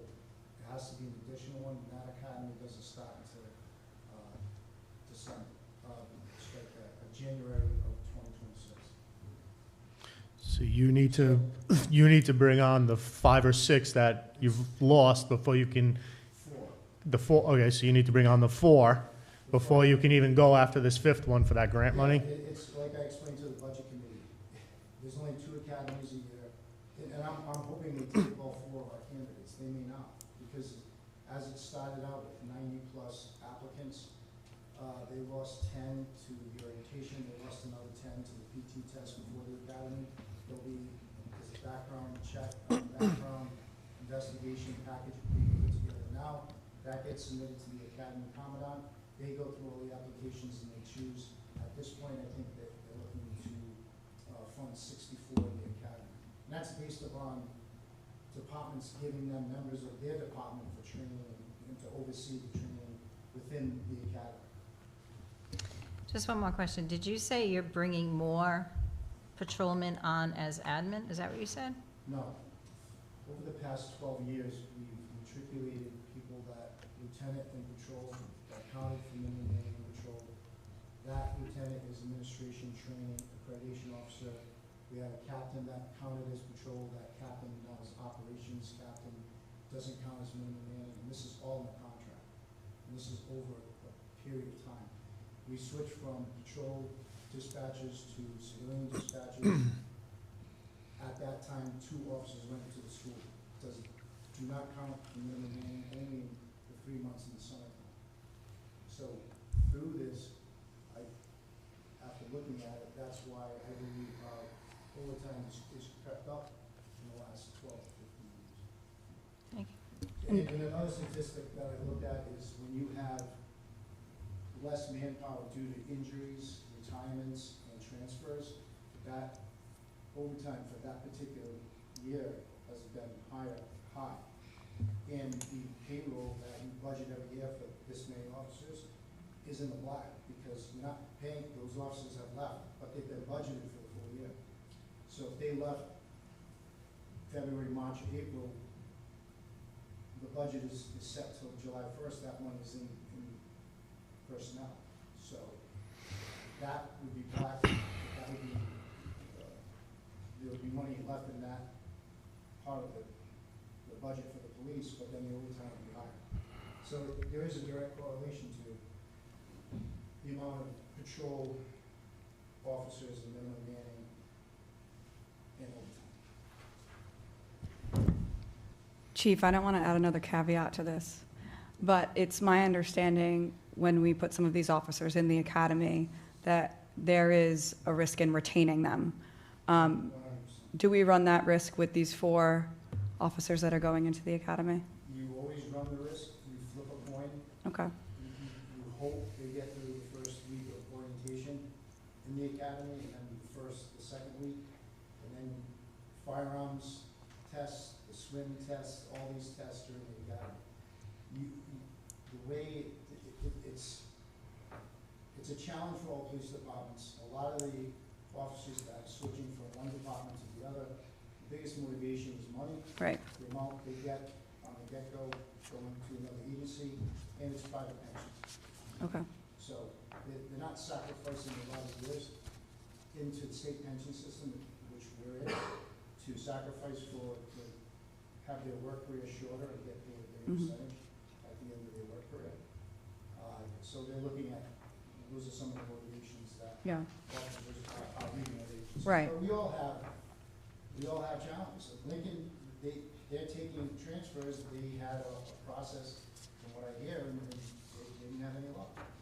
So it's tough to get new officers to even come out and apply to your department, and then have them have everything in order to be accepted by the academy. So it is a challenge, up until the day they graduate, and then what we're going through now, every year that goes by, they're going to stay a transfer. Right. Anyone else have any other questions for the Budget Committee? One more question more about process. So during this process, do we hear from all of the department heads? So just to reiterate the process real quick, so the June 16th meeting, there'll be a public hearing.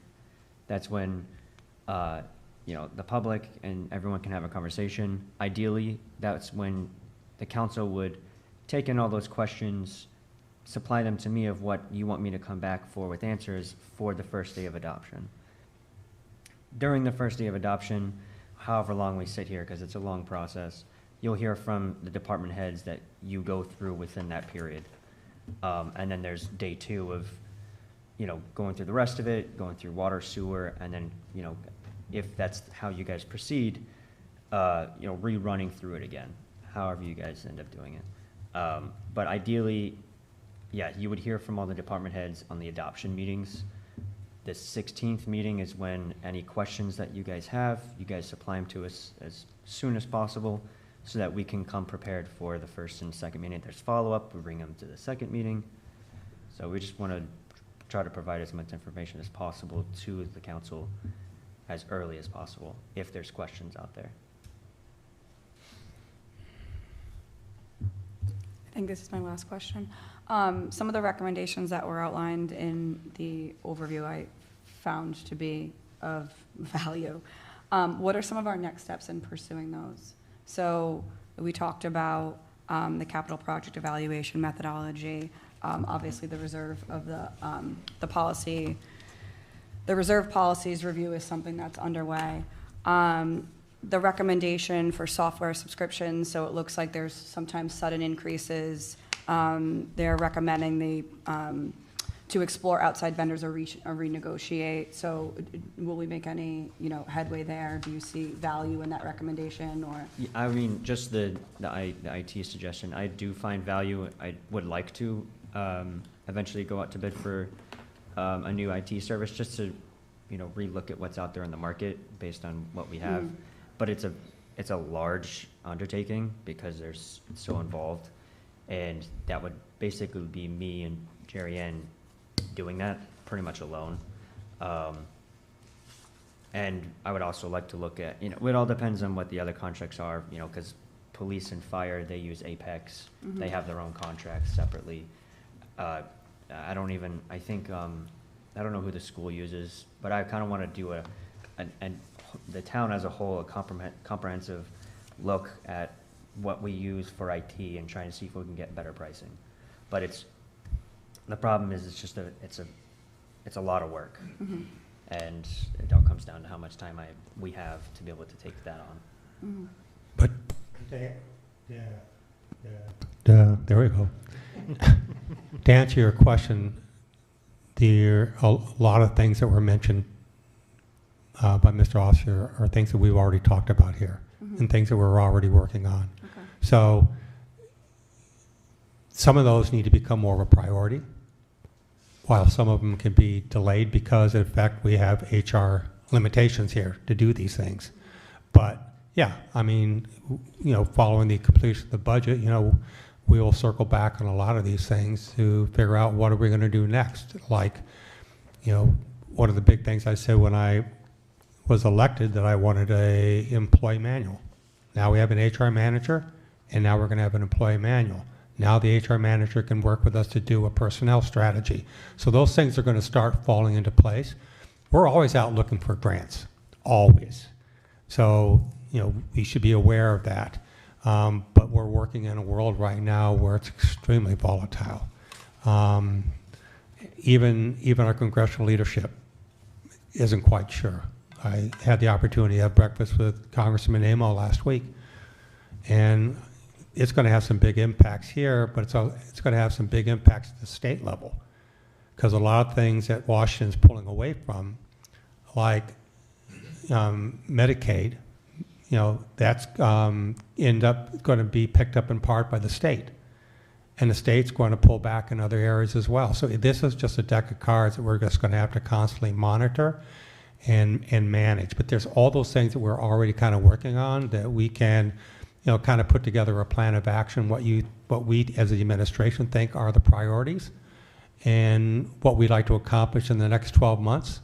We talked about the reserve policy in the town on numerous occasions. I don't like that reserve policy. It doesn't make any sense to me.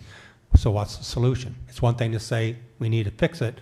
What's the fix? So that should be maybe one of the priorities, to have that in place before the end of this fiscal year, so that we're ready to hit it the next fiscal year. So yes, we can work with you to put all those things together in terms of priorities. Yep. Anybody have any other questions? Thank you, Doug. Thank you. A lot of work went into it. Thank you. Thank you.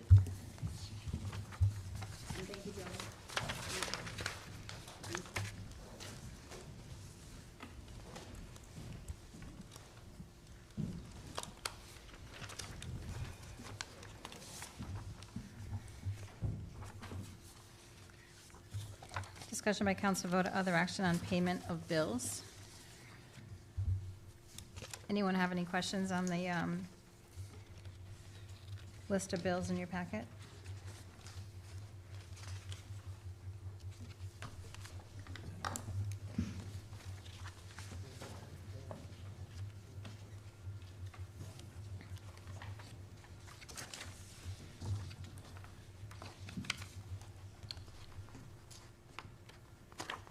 Anyone? Can I just, oh, sorry. Sorry, oh, did you have a question? Go ahead. Just a heads up, I'm pretty sure the Woonsocket, the one that DJ was referring to, the Woonsocket bill for the hydrants, is up on the next council meeting. So if we wanted to hold that bill, that would be, I would want direction on which way the council would like to go with that. That's actually in here, 22,388. She added it on. 14. Okay. I thought, hold it. But anyway, so if we wanted to exclude it, we can't, we would want to do that now, or? I mean, pay would you have time to reach out to Woonsocket and see if we can maybe get a meeting with them? Or is that something the administration can do, that we maybe meet with Woonsocket and see if we can get some of these terms going or get some of these Yeah, answers? I have a very good relationship with a lot of people in Woonsocket City Hall, so I could run that. Okay. Yeah, I'm just not, in terms of the metrics that Doug was talking about, I'm not sure of how quick we can grab those, but I would think a meeting would be a good idea, yeah. Or maybe we can hold it for now and then see how we make out with a meeting, and then, What I can tell you, in the real world, it's not going to move quick. yeah. There's a lot of issues there that are going to have to be managed, and it's a community with some very serious fiscal problems. Right. But we can certainly start the conversation and come up with a path, if you will, and be more definitive with you. Okay.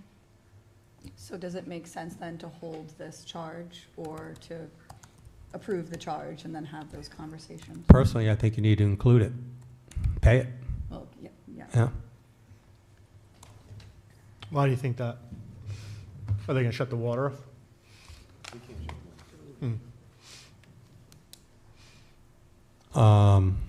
No, but that's certainly not the best way to try to resolve issues. So maybe the dialogue historically has not been maybe as robust as it could have been. I don't know. I need to really talk to the Public Works Director and the mayor about that. So maybe we could finish out this fiscal period, and then maybe because we do have like a month before we go into the next budget, maybe we can start working on that Sure. dialogue with them and see how we go into the next Yep. fiscal. Okay.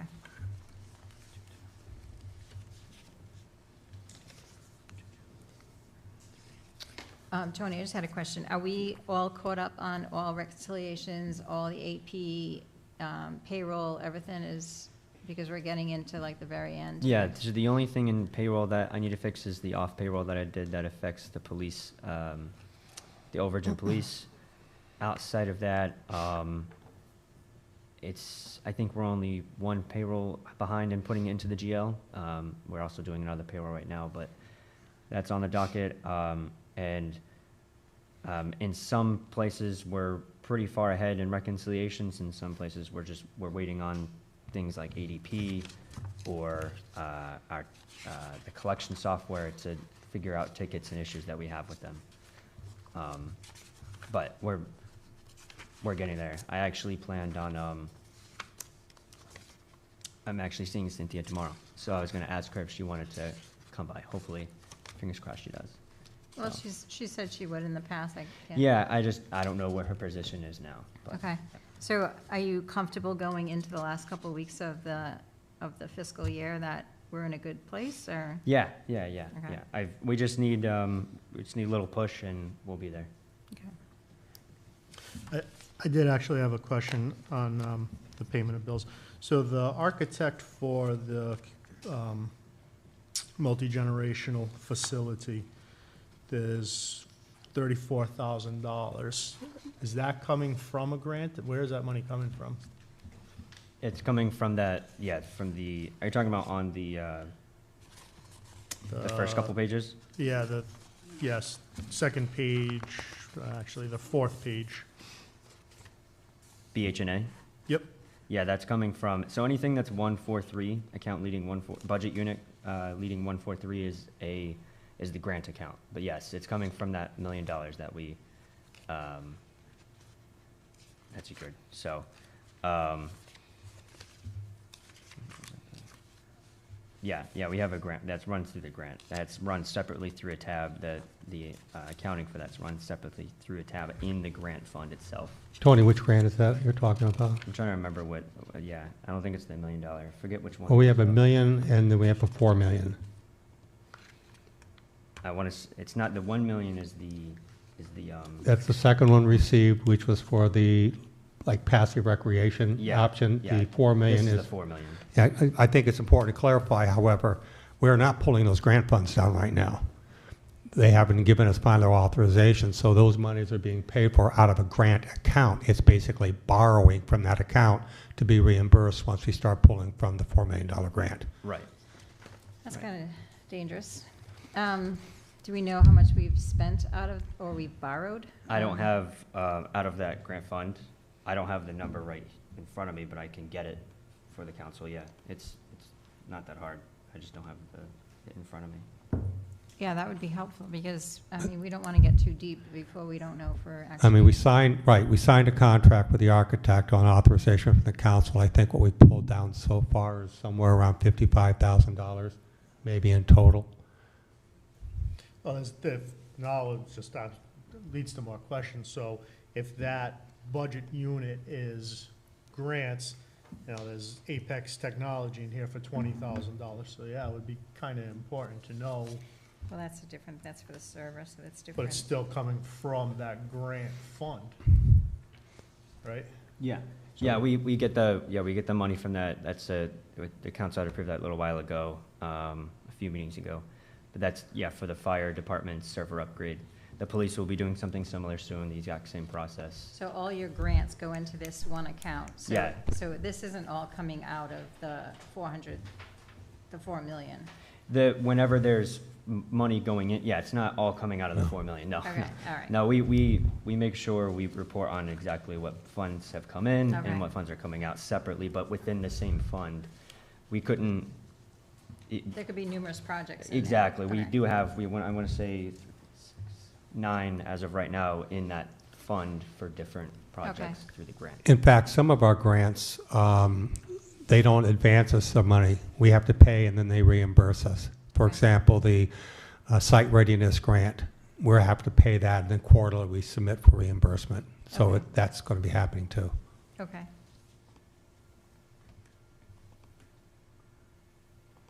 All right, anyone have any other questions on the payment of bills? Do I make a motion when you do it?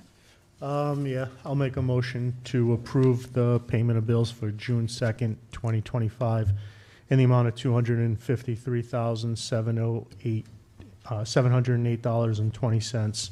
That does include the payment for the hydrants, because I do agree with Scott that, I'd like to see the conversation start, and maybe, the next bill can be the catalyst for, saying, hey, we need to talk about this. But to tell them after the fact we're not paying it, a little tough. I don't think we're going to say that in public. All right, that's a motion. Is there a second? Second. Any further discussion? Roll call, please. Mr. Biragad. Yes. Mr. Christopherow. Yes. Mrs. O'Hara. Mr. Punchak. Yes. Ms. Alves. Yes. Discussion by council vote, other action on hiring a grant writer for the town. Mr. Gibbs? Your package. This is the end of a long process. We went out for an RFP for grant writing services. The memorandum that you have in your package identifies all the firms that submitted a proposal. We had that proposal, the proposals reviewed independently by various members, the finance director, planning director, myself, John was involved, and Kim was involved. Based upon that, we developed some criteria and ranked them. And based on those rankings, we picked 3 firms to do a virtual meeting with. And following that virtual meeting, we again reviewed and ranked. And based on those rankings, the firm being recommended is Rosewood. And in response to a comment made earlier about access to decision makers, in reality, that is incredibly important. If you don't have a grant writer with good access to the decision makers within the various departments and federal agencies, regardless of political party, then you are at a disadvantage. So we felt that was an important criteria, as well as some other items, and in the end, we felt that Ms. Andoja's firm was the best firm. Now, with that being said, and we're recommending that she be selected, upon that selection, I want to sit down with her and negotiate. I want to negotiate a little off her price. One is, I find it a little bit high, but 2, the staff and the administration, meaning the planner, the deputy planner, the case of people out of Public Works, sometimes people out of the police department, and the administrator are very much involved in sort of scoping out and writing some of this stuff. And to be honest with you, I feel a little bit more comfortable in us really kind of framing out the writing part of this. That doesn't mean that the grant writer's not involved, but we really want to have more of ownership in that because we know the projects better. So we think based upon that, we can kind of back off the price a little bit with the recommended firm. But I would want the selection first, then it would open the door for me to negotiate off of that. I think, how much do you mean when you say a little bit? I don't know. Because she's $29,000, there's a $29,000 difference between her and the second highest bidder. You pay what you get. You get what you pay for. But I do want to, I really don't want to disclose that right now because this is a public meeting. Mm-hmm. And I want to sit down and negotiate with her, but, I'd like to back off, not the full amount, but some of that. Okay. So essentially, the full amount of whatever we pay would be for their services over the course of the year. That's correct. So if you're thinking that, some of the administration could support some of the grant writing, which you would actually prefer because we know the project's better, like you said, if you do renegotiate that, is their scope going to be different? No, So the scope really doesn't change. So the scope of the grant writer won't change even though the administration could take on more of the responsibility? That's of correct. the grant? I'm not going to renegotiate the scope because that would be in violation of our request for proposals. So was the scope inclusive of administration owning some of the grant writing included in the initial RFP? The administration has always been, whether it was identified in the scope or not, has always been involved in the preparation of these grants. I'm simply saying is that we want to be more involved, but there's still going to be writing. There's still going to be framing. It's just that we want to have more active involvement in that, and that's pursuant to my conversations with the director of planning. We both feel very comfortable in becoming much more aggressive in that area. The real advantages of the grant writers, other than they definitely add to the bandwidth of staff to get stuff done. And although we can talk about how other towns don't use outside grant writers like East Providence, they have a big planning staff. So they can pull that off. We can't. Nevertheless, we really feel that their value is that they really understand on a real-time basis what the heck's going on out there, and they can really provide us the type of advice internally that we need to know what are the key things that are driving the decision process, how do we have to frame our projects. When is something that we want to do, all of a sudden there's a nuance within the program that they're not going to fund it. For example, the CDBG app grant that we want to secure for Hollowell. And come to find out, nope, we don't do new construction. Well, since when? So these are the kinds of things we need to know very early on before we go too far on any particular grant opportunity. So the grant writer lives with that system on a daily basis, and therefore they can provide us much better consult. And they also have, especially in the case of the one firm that we're recommending, has very close working relationship with our congressional delegation. And that's important to us. It's very important to us. We can get answers from that firm that we typically don't get anywhere else. And we've had enough opportunity in the past 6 months to see how things are operating, and they're not operating well. And I get, even though she's not working for us, I get daily phone calls from her just to give me updates.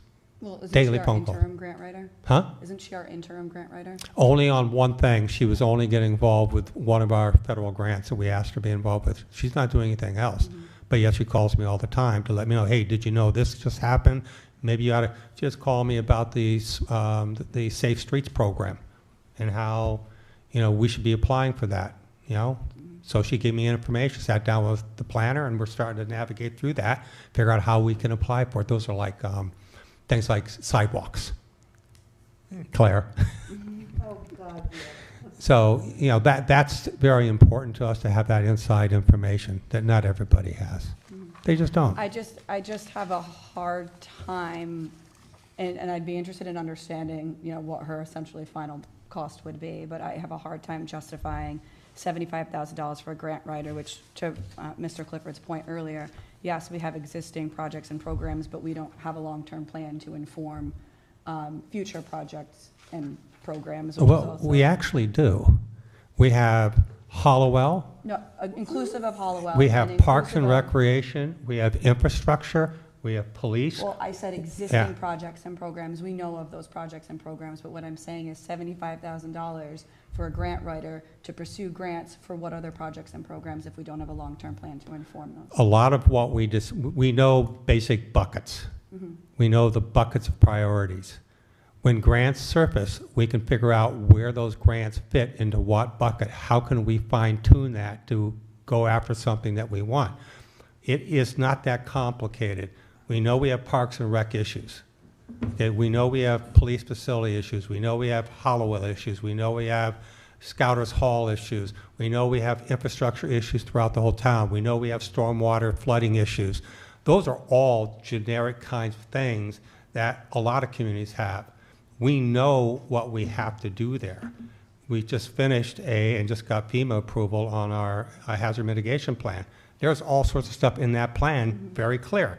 You need to do the following things. So now when a grant program surfaces, we say, oh, this just came out of FEMA, and they will fund this. And we have this project over here that we can connect those two because that's what they're designed to do. A lot of that we already have. Okay. And I appreciate, so we know of different issues or Absolutely. projects or programs that we would like to focus on. Yep. So I think that circles back to the need for that capital project evaluation, right? And as well as the long-term plan. I really would love to see those projects, programs, issues, initiatives articulated so we can be more proactive in addressing them. My request in regards to the grant writer, so we have 3 recommendations. I would really appreciate seeing the RFP, and I would really appreciate seeing their responses to the RFP. I tried to do some research. I was able to find information on Paula Castro as well as G&G, but I was, aside from a Facebook group for Rosewood Consulting, I wasn't able to find any formal website. So I would really appreciate seeing their responses so I could get more of a comprehensive understanding of those. That's fine. I can give those to you. The administration's recommendation is to hire Rosewood. I'm losing time right now, and it's not boding well for us. However, I have no problems in making copies of the proposals they gave us. I'll give you the proposals of every firm. Only the top 3, I think. I appreciate your recommendations. I would just like to educate myself more before I make a decision. Okay. Well, he put together a very good committee, and he brought people on. He brought the president on, he brought myself on, he brought the planner on. So which one of those people, including the administrator, which one of those people's judgment do you not trust? It's not that I don't trust it. I can't make an informed decision unless I see all of the information. As a town councilor representing my constituents, I would like to be able to make more informed decisions, and I would like that insight into their responses. Is that 2 years ago, at my request, Mr. Zawinski, the administrator at the time, hired Ms. Sandoja and her company for 1 month. In that 1 month, she got us a $1 million grant. That cost us $5,000. That's a 20,000% increase, percentage return on your money.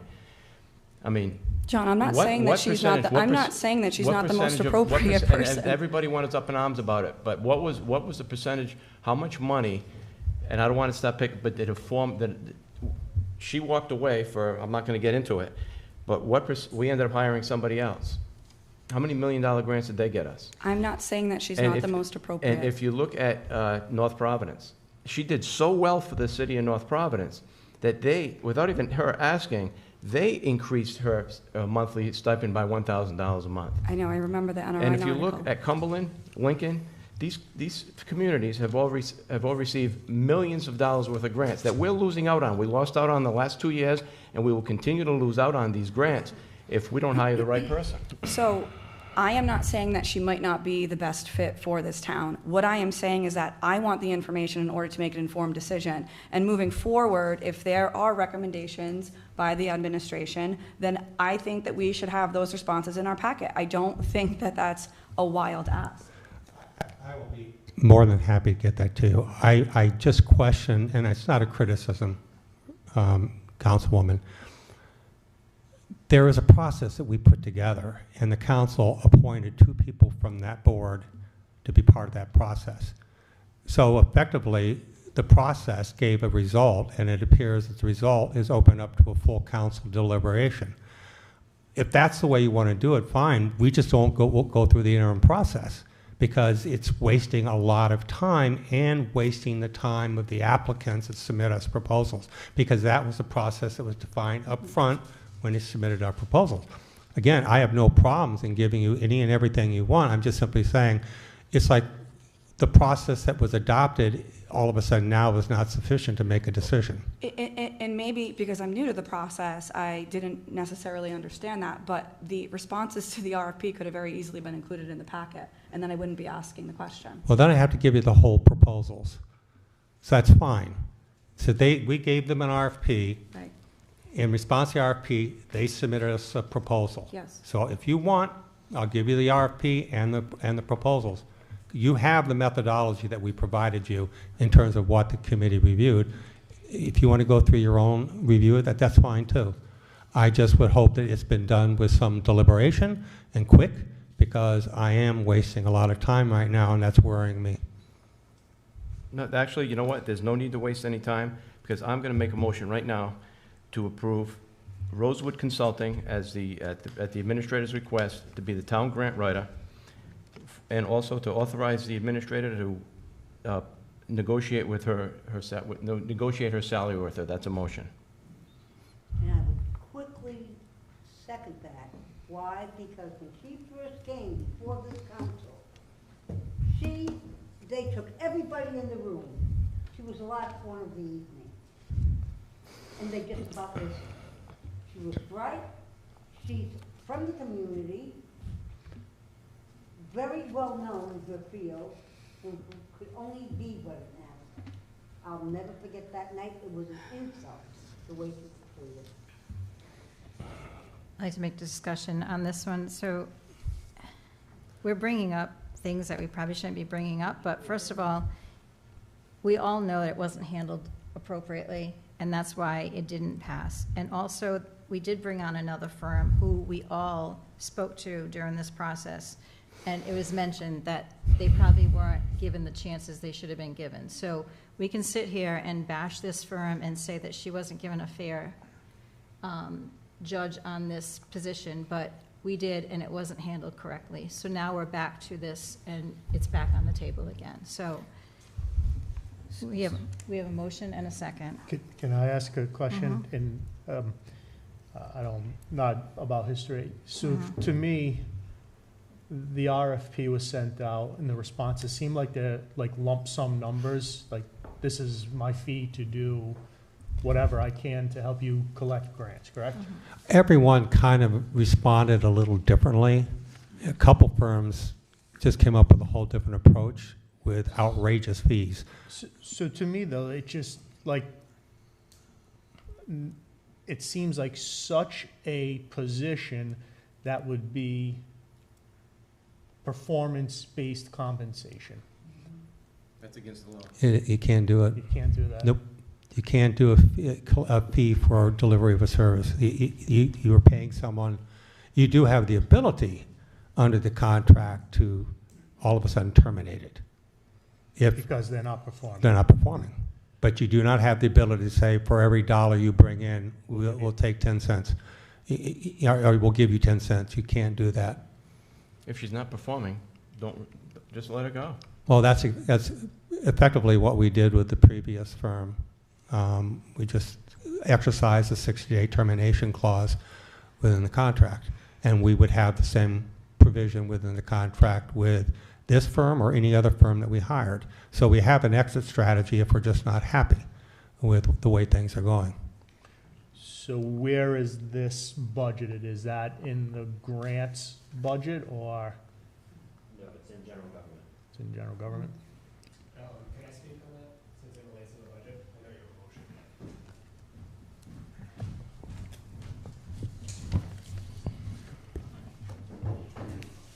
motion. Hi again. So just real quick, so the budget committee only allocated $60,000. We asked numerous times if there was going to be an increase, because I think one of the firms was at like 200,000 or something, and we said, well, do we need to raise it? We were told no, that it would be 60 or just around 60 or a little less. So I think if you're going to go in at 75, I think there should be negotiations for there. It also does sound like, from a funding perspective, that a lot of projects would offset some of these expenses, that there should be also further study of what grants potentially would be targeted, because in one breath, we just heard that Representative Amo, there is no potential grants, or that, and grant funding in FY26 from the federal government is being slashed.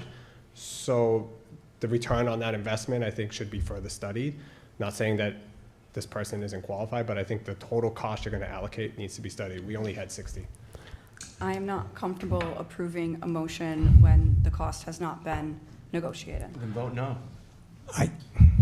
I can't, under this RFP, I cannot negotiate right now before the selection. If we select using the methodology, then I have the right to go back and negotiate. But I'm getting very uncomfortable because they're talking numbers, and if the consultant is watching these discussions, guess what? I just showed my cards. So it would defy Council Cristofaro if I try to do that before. That's not part of the RFP. That's a negotiated proposal, and we set up a methodology to select a firm. We have made a recommendation to select that firm. There's nothing that says that once that firm's selected, I can't go back and say, hey, we want to talk about the price. I have that ability to do it, but I don't have the ability to do it now as a condition on selecting. Because all of a sudden now, the question was, well, then if they submitted a proposal over your budget, you shouldn't even accepted them, their proposal. Yeah, procurement laws won't allow it. What'd you say? Procurement laws, they won't allow that. It's a very clear violation. You have to choose first and then. Okay, well. There's zero risk involved here. If she's not performing, you let her go. It's that simple. All right, so we have a motion and a second. Any further discussion? Roll call, please. Mr. Biragad. Yes. Mr. Cristofaro. No. Mrs. O'Hara. Yes. Mr. Punchak. Yes. Ms. Alves. Yes. Finally.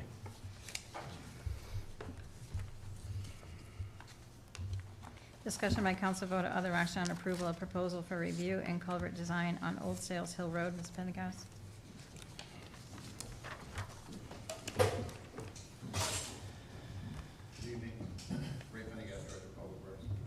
Hello. You should have in front of you a proposal from Joe Casali Engineering for culvert design and permitting on Old Sales Hill Road. Preliminary investigations, kind of looking at the old 12-inch pipe that exists there, is outdated and can't handle the flow of water, and we're starting to lose that road. So some of the preliminary investigation is looking like we're probably going to have to replace that with a 24-inch pipe, but that's what the study is going to show us. So we're looking for permission to approve this proposal. The proposal is $16,910, and the expense will come from the professional service line in the Highway Division's operating budget. Is the culvert undersized due to uphill development? Like what's changed over there that is now leading this to be undersized or We potentially think that undersized? this investigation will be able to answer all those questions. And then one other question. So I don't see any, this is all in. He's not going to charge you for mileage. He's not going to charge you for printing. He's not going to charge you for, No, extra usually, calls. actually, Mr. Casali's proposals are, in some cases, less than what the proposal is. Very, very rarely does he increase it for miscellaneous expenses.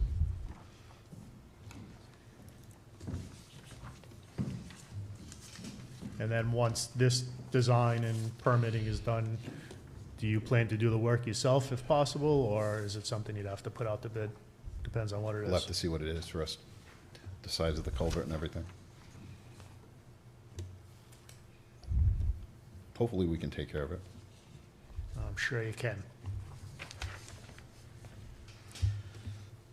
So it's going to need to come back on the next council agenda for why? Just, it says, once you approve, it'll need to be placed on the next town council agenda. Oh, I think that was just my memo to the administrator. Oh. That front part is a memo, Oh, okay. which is today. All right, anyone have any other questions? Anyone like to make a motion?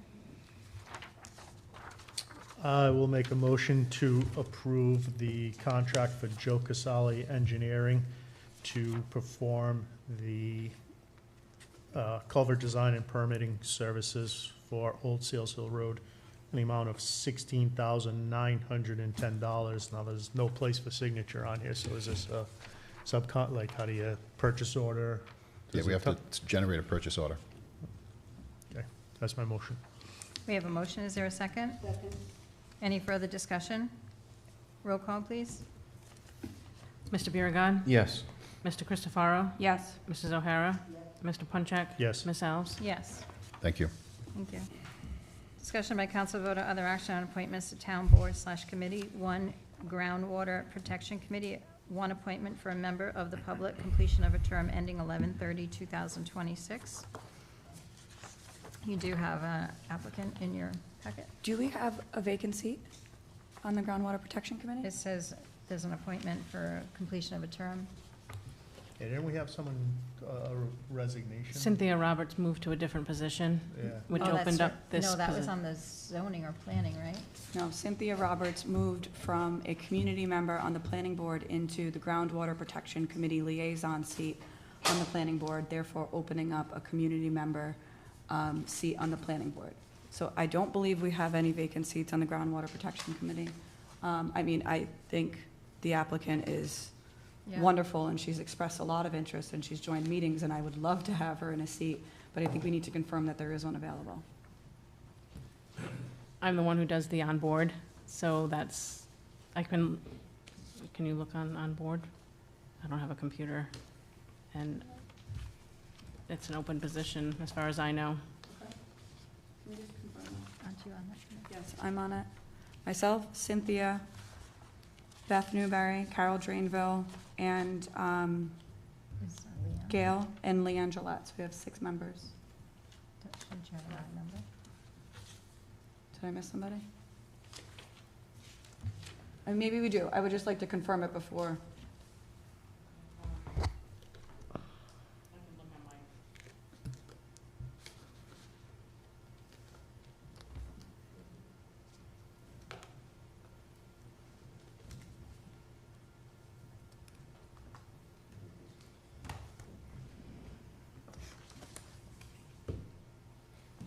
I thought there was a resignation 2 weeks ago. I thought there was a resignation 2 weeks ago. So in looking at the list that I have managed, it says we have 2 seats. One is a planning board member, and one is a conservation committee or North Smithfield Land Trust member. Member of the public. So I think we need to confirm if Cynthia moved into the groundwater protection. No, she role. moved to the position of the planning board member on the groundwater protection, which left the open seat of the member Okay. of the public. Okay, then I had that incorrect. Thank you. So we have a member of the public open. Okay. So we have an applicant in your packet. Would anyone like to make a motion? I will make a motion to nominate Sarah Levesque. Is that how you pronounce her last name? Levesque, I think. Sarah Levesque to the Groundwater Protection Committee as a member of the public. That's- Second. We have a motion and a second. Any further discussion? Roll call, please. Mr. Biragad. Yes. Mr. Christopherow. Yes. Mrs. O'Hara. Mr. Punchak. Yes. Ms. Alves. Yes. Can I just ask a question? Because just reading her resume, it says, would there be a possible conflict of interest if you were appointed to this board or committee? And she wrote yes. She explained why on the next page. She did? Yeah, since I work in an environmental consulting company, there's always the chance of us working on a project within the town that may pose as a conflict of interest. So then she would just remove herself? Yeah. Okay, all right, thank you. The next item is open forum pursuant to 42-46-6D, maximum 3 minutes per person. Is there anyone who would like to speak in open forum? Wait a minute. Can you, 3 minutes, and can you put your name and address in? 489 Black Plain Road.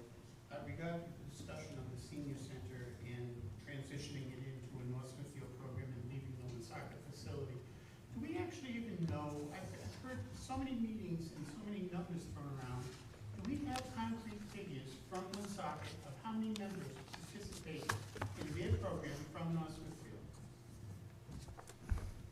And how many of them buy lunch there?